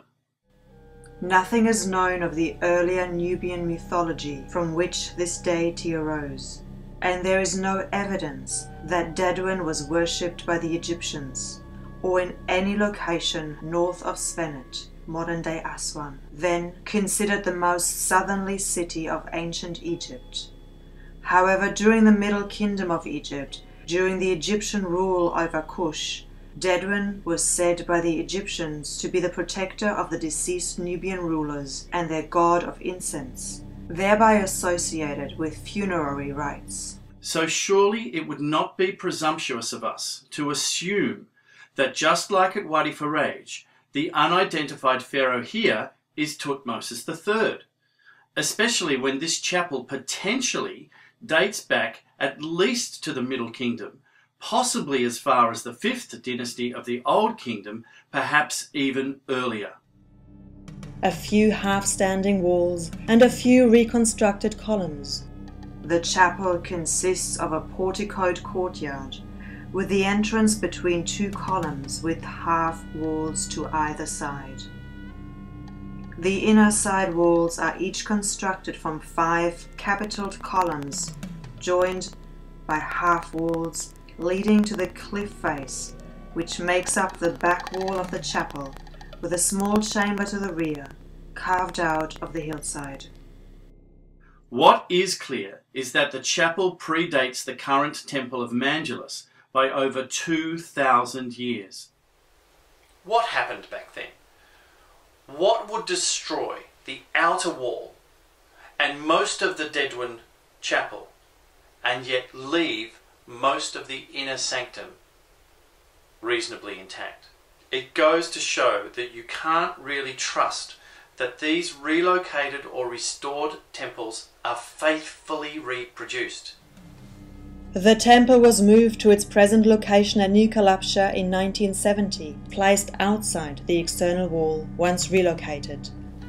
And there are many other elements that have not made it to the island, that exist in previous sketches, going back to the 19th century, before the Aswan Dam project, that have not made it to the new location, or been shifted for aesthetic purposes. One can only wonder at what else was left behind beneath the temple and beneath the waters of Lake Nassar.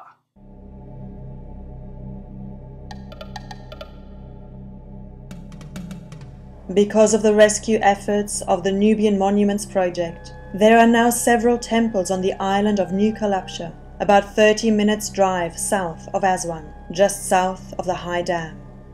In varying states of disrepair are the main Kalabsha temple, or, to give it its appropriate name, the Temple of Mandulis, the Temple of Beit el-Wadi, the Chapel of Dedwen, the Kiosk of Kertassi, and the temple of Gurf Hussein, all removed from their original locations sometime between 1961 and 1963 because of the proposed Aswan Dam, and rebuilt in their present location on the island of New Kalabsha in 1970.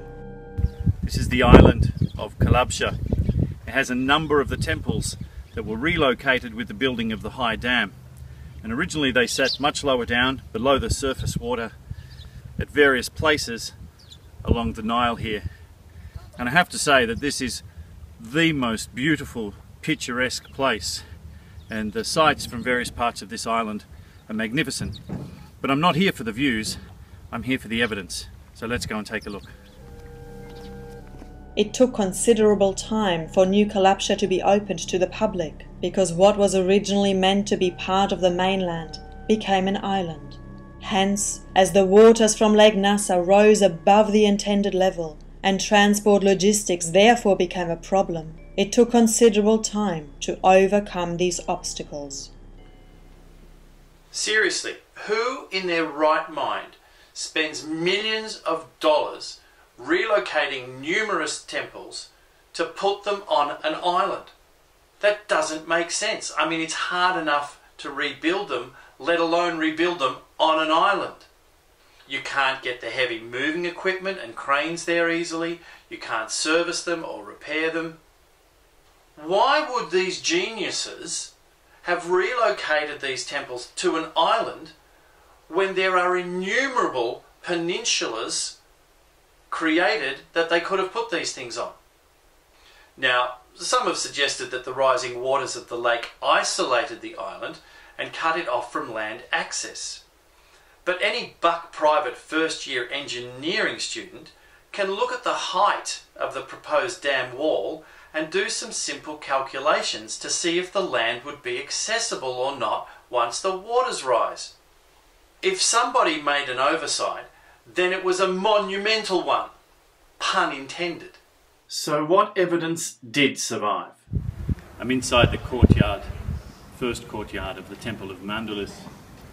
Inside these beautiful reliefs on the wall here, interestingly enough with the lotus flower underneath. There's lots of images around here that have survived, but what's really interesting is the additional text that's been added. Up here in Greek, there's another one over here in Greek, and the one above me, which is in a Nubian language, a written Nubian language. Thought to be of the 5th century Nubian king Silko, recording his victories over the fierce Blemis. The Baya people, named Blemis in Roman times, are an ethnic group numbered around 1,237,000 people that inhabit a general area between the Nile River and the Red Sea in Sudan, Eritrea, and eastern Egypt, known as the Eastern Desert. So there's some very strong clues here that there's a lot more going on in this temple than maybe we think there is. There is also a prolific use of the winged disc.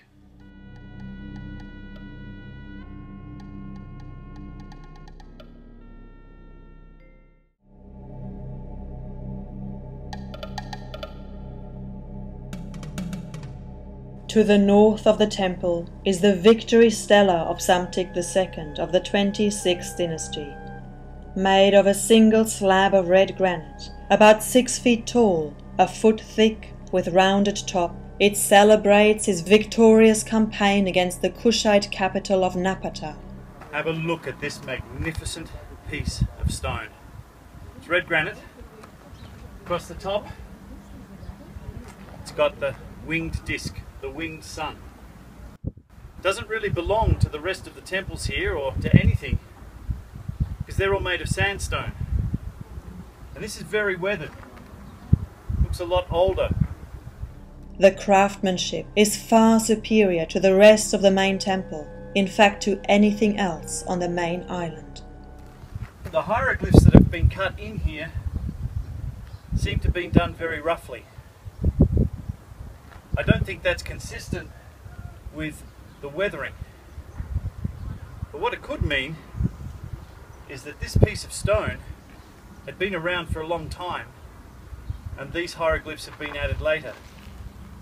Now what that makes me think of is that scene from 2001 where they find the monoliths on the surface of the moon. Were these magnificent pieces of stone once originally completely blank? And it was something to do with the stone itself that was important, not with what was added maybe hundreds of thousands of years later. This is absolutely beautiful. So, where did it come from? Does it really come from the 26th dynasty? Or does just the writing come from the 26th dynasty? All I can think is that the West Germans who found it at the original site realised that it didn't fit in anywhere and were at odds to know where to put it. So, in the end, they just put it out in the middle of the yard for everyone to see. Good science? Not. The temple was moved to its present location at New Kalabsha in 1970, together with other monuments from Nubia. The view from atop the relocated pylon is spectacular. To the left, you could see the kiosk of Quartasi, stunningly framed by the blue water of the lake, and behind, looking over the entrance pier to the main part of Lake Nasser.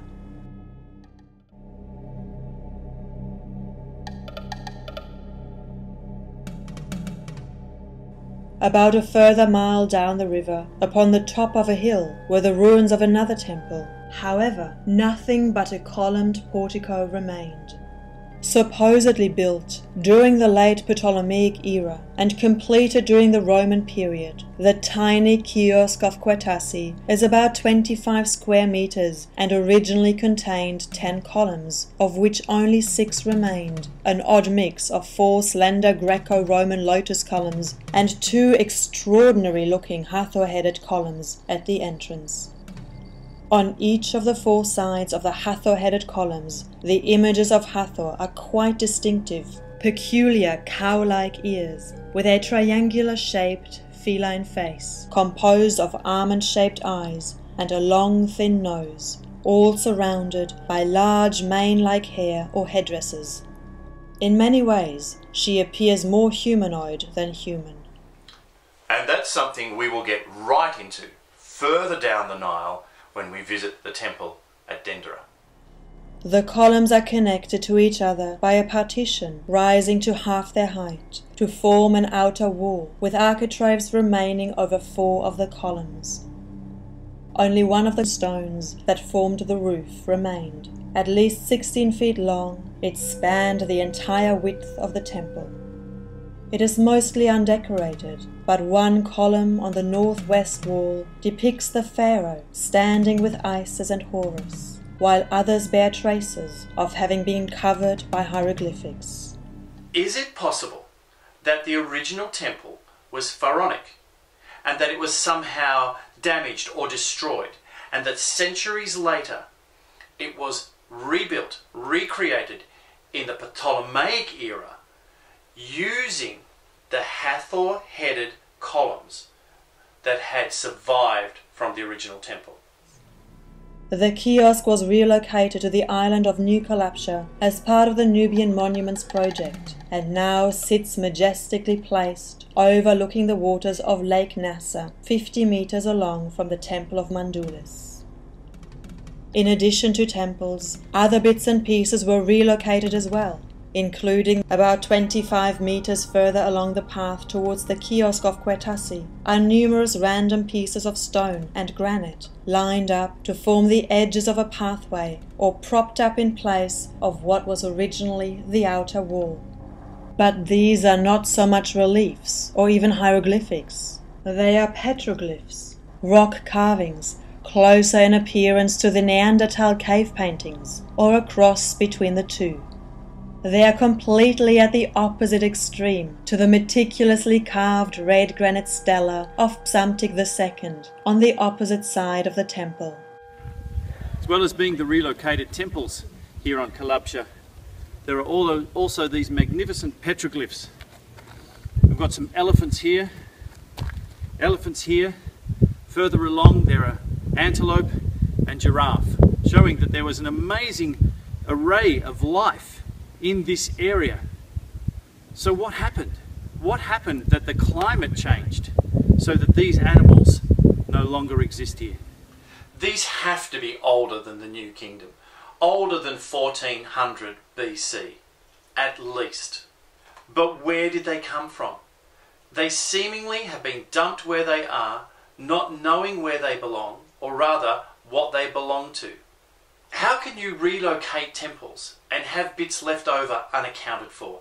It just goes to show how slapdash the approach to Egyptology was back in the 1960s. And to top it off, the bizarre twist about the whole island of Kalabsha is that when they relocated all these temples here in 1970, they relocated them to an area that remained under military control until 1987. It's only been since the 1990s that the island of Kalabsha has been accessible to tourists. This is more than 20 years since millions of dollars was spent relocating all of these pieces to the islands. That does not make sense. Looking out over the temple courtyard and sanctuary rooms, then to the right, to the far parts of the island, and the path leading to the temple of Beit al-Wali, with Lake Nasser in the background.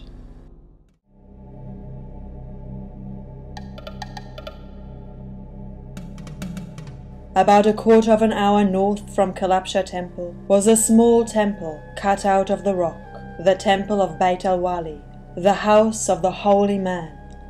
Originally built during the reign of Ramses II by the Viceroy of Kush, the temple of Beit al-Wali is dedicated to Ramses II, Amun and Anukis. It once had its own causeway to the Nile, but this was foregone by the Polish archaeological team that relocated the temple as part of the Nubian Monuments project. The causeway led up to a mud brick pylon, the remains of which were also left beneath the waters. There it is again, the use of mud brick for the pylon instead of sandstone. Now, is this a direct clue and indication of its true chronology? An open, narrow forecourt followed, hewn out of the rock, the walls covered with reliefs of Ramses II in various historical subjects. On one side is a battle with Ramses II in a chariot drawn by two fiery steeds, driving his vanquished enemies before him towards a country covered in numerous fruit trees. Behind the chariot are two smaller ones, each drawn by two horses at full speed, bearing a standing female, one of whom is possibly Nefertari, each with a charioteer in front, holding the reins. In another compartment of the same wall is a triumphal procession passing before a seated Osiris.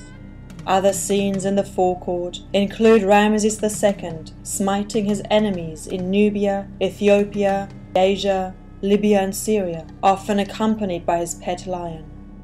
There is even a well-preserved relief of a dog, probably belonging to Ramses II himself, biting the leg of a captive. The hypostyle hall is 13 meters wide and 6 deep, its roof supported by two polygonal pillars. The decorations on the wall are painted in reds, blues and greens that retain most of their original brilliance. In the walls are two small recesses with 3 statues in each of Ramses II and Nubian deities such as Horus, Isis, Satis, Anukis and Khnum. The statues were sanctimoniously defaced by the early Christians, but the paintings are in fairly good condition. The small inner sanctum that follows is only 8 feet square. It was originally decorated in bright colors. However, many of the reliefs were removed in the 19th century by English explorers and treasure hunters and are now apparently somewhere in the British Museum. Those that remain are crudely executed, their poor condition probably why the British left them behind. Wouldn't you think it was time the British Museum made copies and sent the originals back where they belonged? But the vandalism of the early explorers and Christians only accounts for some of the damage. what happened to the temple between the time it was built, say around 1224 BC, and the time of Alexander the Great in 332 BC, when he ordered all of the temples to be rebuilt? And where are the colossi that are so common to all of Ramses II's supposed other temples? Is it possible that this temple is a true indication of what Ramses II was capable of building, and that all of the colossi at all of the other temples are in fact of someone else? It has to be considered. The reconstructed remains of Beit al-Wali now sit perched on higher ground, set into an artificial hillside, a short walk northwest along a curved stone walkway from the Kalabsha temple. The structure of the relocated temple is unimpressive, to say the least. And if the only reason it was saved was because of the reliefs and damaged statues, then perhaps the money could have been better spent elsewhere. Unless, of course, they found something there that they didn't want us to know about.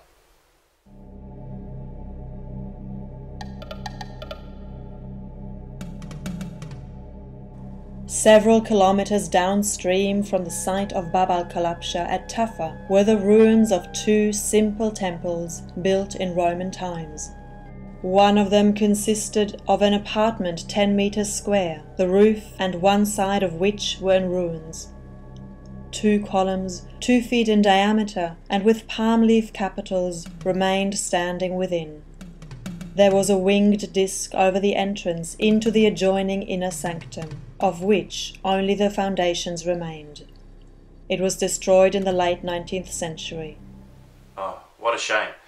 I am sure that the presence of the winged disc above the entrance would have been clear evidence that this belonged to the 18th dynasty or later. But I guess we'll never know. The second temple is a small square chamber, almost intact, with 6 pillars in it, again around 2 feet in diameter, with palm leaf capitals, and again the only sculpture is the winged disc over the entrance. Perhaps we can draw some inference from that. The surviving temple was presented to the people of the Netherlands by Egypt in appreciation of their assistance in the rescue of Nubian temples in the 1960s, and is now located in the Rijksmuseum van Oudheden in Leiden. It's hard to say if the original temples were completed or not. All we do know is that something pretty catastrophic happened to them to leave them in their present state of ruin. And once again, the significance of the winged disc raises its head. So much so that it's the only relief that has been completed.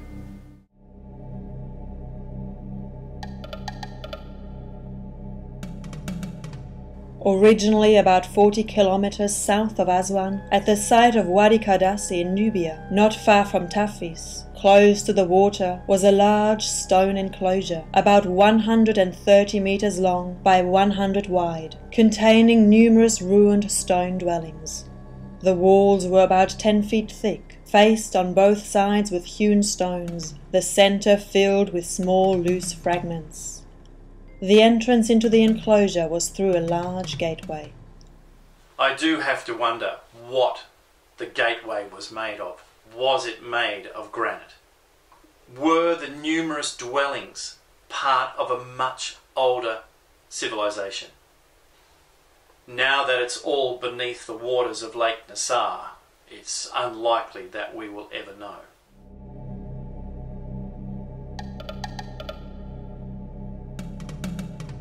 Heading downriver, the last temple before Aswan, about 10 kilometers to the south, was the Temple of Debod. It was most likely built in the 3rd century BC by the Kushite or Meroitic pharaoh Adi-Kalamani, successor to Akwamani, and possibly leader of an Upper Egyptian revolt against Ptolemy IV, and dedicated to the god Amun. The temple was later augmented and enlarged by Ptolemy VI 8th and 12th and rededicated to Isis. A wall, now in ruins, once encompassed the whole of the temple, including 3 tall isolated gateways with projecting cornices that stood before it.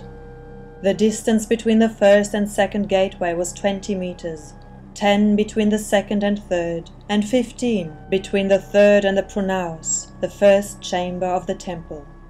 There are no decorations on the exterior walls of the temple, including the front of the pronaos, which is formed from 4 columns connected by a wall half their height, with a gap left center for the entrance.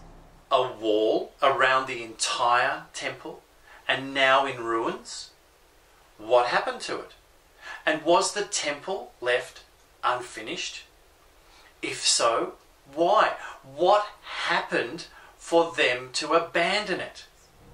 The pronaos itself is over 20 meters wide and about 10 meters deep, and along the center of 3 of the interior walls is a register of reliefs, the other parts of the walls being quite bare. Adjoining the pronaos to the left is an annexed chamber, the walls of which project from the side of the temple that is lacking in decoration of any kind on the walls. It's fairly certain that these outer parts of the temple are later additions, most likely by one of the Ptolemies, and probably after the challenge by Adikalamani was quashed. But why were the walls left unfinished? Surely the Ptolemies would have covered the inner and outer walls with images of their triumph, but there's nothing. What happened sometime around, say, 50 BC, after or during the reign of Ptolemy XII, that caused a halt to the construction and detailing of the temple? Ptolemy XII was the father of Cleopatra VII, the famous Cleopatra. So was it something to do with the death of her father and the battle between Cleopatra and her younger brother, Ptolemy XIV, for the throne? Was everything put on hold until the rulership was settled, and then the whole thing got thrown into turmoil when Julius Caesar came on the scene and hooked up with Cleopatra? Possibly, but who knows? Perhaps there are more clues within the depth of the temple. The floor of the pronaos was broken up, revealing deep stone foundations upon which the temple was built, and the possibility of subterraneous rooms, as in other Egyptian temples. Were these the ruins of a much earlier temple? A temple somewhat raised to the ground and or buried by a surging torrent of silt, mud and sand? We may never know, because the underground chambers were never saved, and they're at the bottom of Lake Nassar. 3 doorways lead off from the back wall of the pronaos. To the right side, an opening leads to a dark chamber, while to the left is a staircase leading up to the top of the temple. Below the staircase are several small rooms. The door at the center leads to a sanctuary, rectangular in shape, its walls covered with hieroglyphics and sculptures. Beyond the sanctuary is a shallow chamber 3 meters deep, with a small chamber to either side, the walls of both being without decoration, but containing some secret recesses, similar to those at Kalabsha, and which were probably for the same purposes. The room to the left also had an upper story, accessed via the staircase, in the previous part of the temple, but it is now ruined. The adytum, or inner sanctum, that follows is 10 feet wide by 9 deep and lacks any hieroglyphics. In its posterior wall are 2 fine-cut shrines of granite, the largest of which is 8 feet in height and 3 wide, the winged disc sculptured at the top of each of them. That doesn't make sense to me. Everything is made of sandstone, mud brick, and then suddenly the purpose of the whole temple is 2 huge fine-cut shrines made of granite that must each weigh 40 or 50 ton. The technologies are inconsistent and incompatible. So where do these shrines really come from? And when? The temple was disassembled as part of the rescue efforts at the time of the building of the Aswan High Dam, and is now located in the city park in Madrid, Spain, an expression of thanks to the Spanish people for their assistance with the rescue of the Nubian monuments in the 1960s. Interestingly, the relocated Temple of Dibod now points directly to Rome. More precisely, it points exactly to the obelisk in the Vatican Square. Why would you point it to Rome and not back to its original location in Egypt?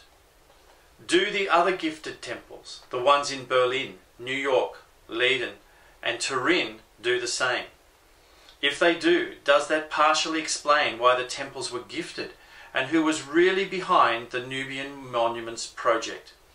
And if it does, then the big question that has to be asked is whether the rescue operation was genuine or if it was just a cover-up designed to discover and remove the buried treasures over which the Nubians were living. Or was it part of some even bigger occult agenda? We may find our answers further downstream.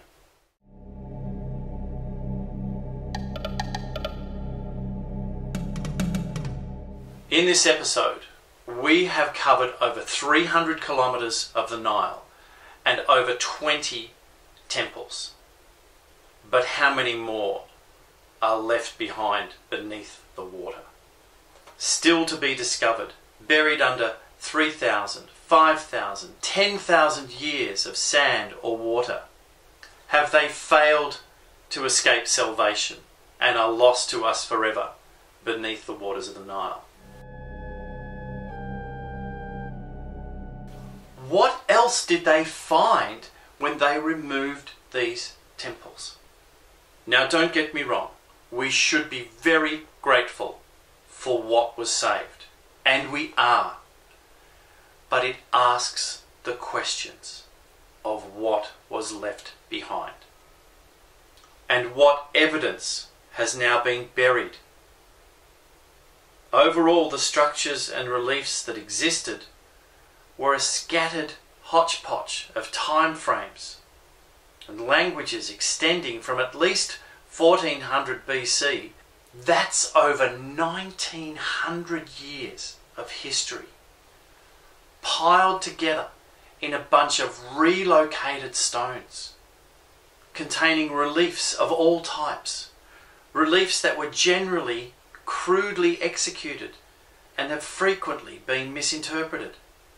All in all, it adds up to lots of different pieces of a gigantic jigsaw puzzle that just doesn't seem to fit together the way the Egyptologists are telling us it fits together.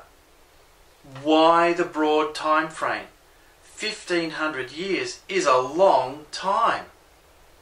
What happened in between each civilization? Why was the rebuilding done in the first place? And what happened to all of these temples? Every single temple that we've examined shows the signs of being destroyed by some sort of calamity that involved huge amounts of surging water. That water couldn't have been a Nile flood. The Egyptians had built their temples with consideration for the inundation levels. This was much bigger than that. So where did the water come from? If it didn't come from upriver, then there are only two other options. Downriver or across the desert plains from the seas and oceans hundreds of miles away. In either case, it means a major geological event.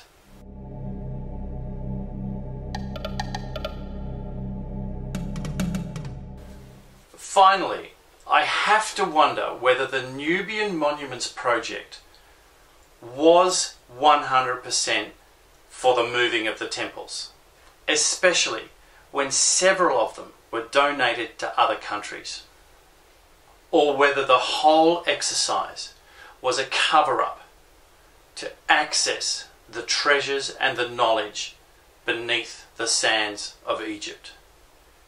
If it was the latter, then that raises the question of why the Aswan High Dam was built in the first place. Was it really to benefit the people of Egypt? Or is there a much more sinister motivation behind the whole thing? We'll find out in the next episode.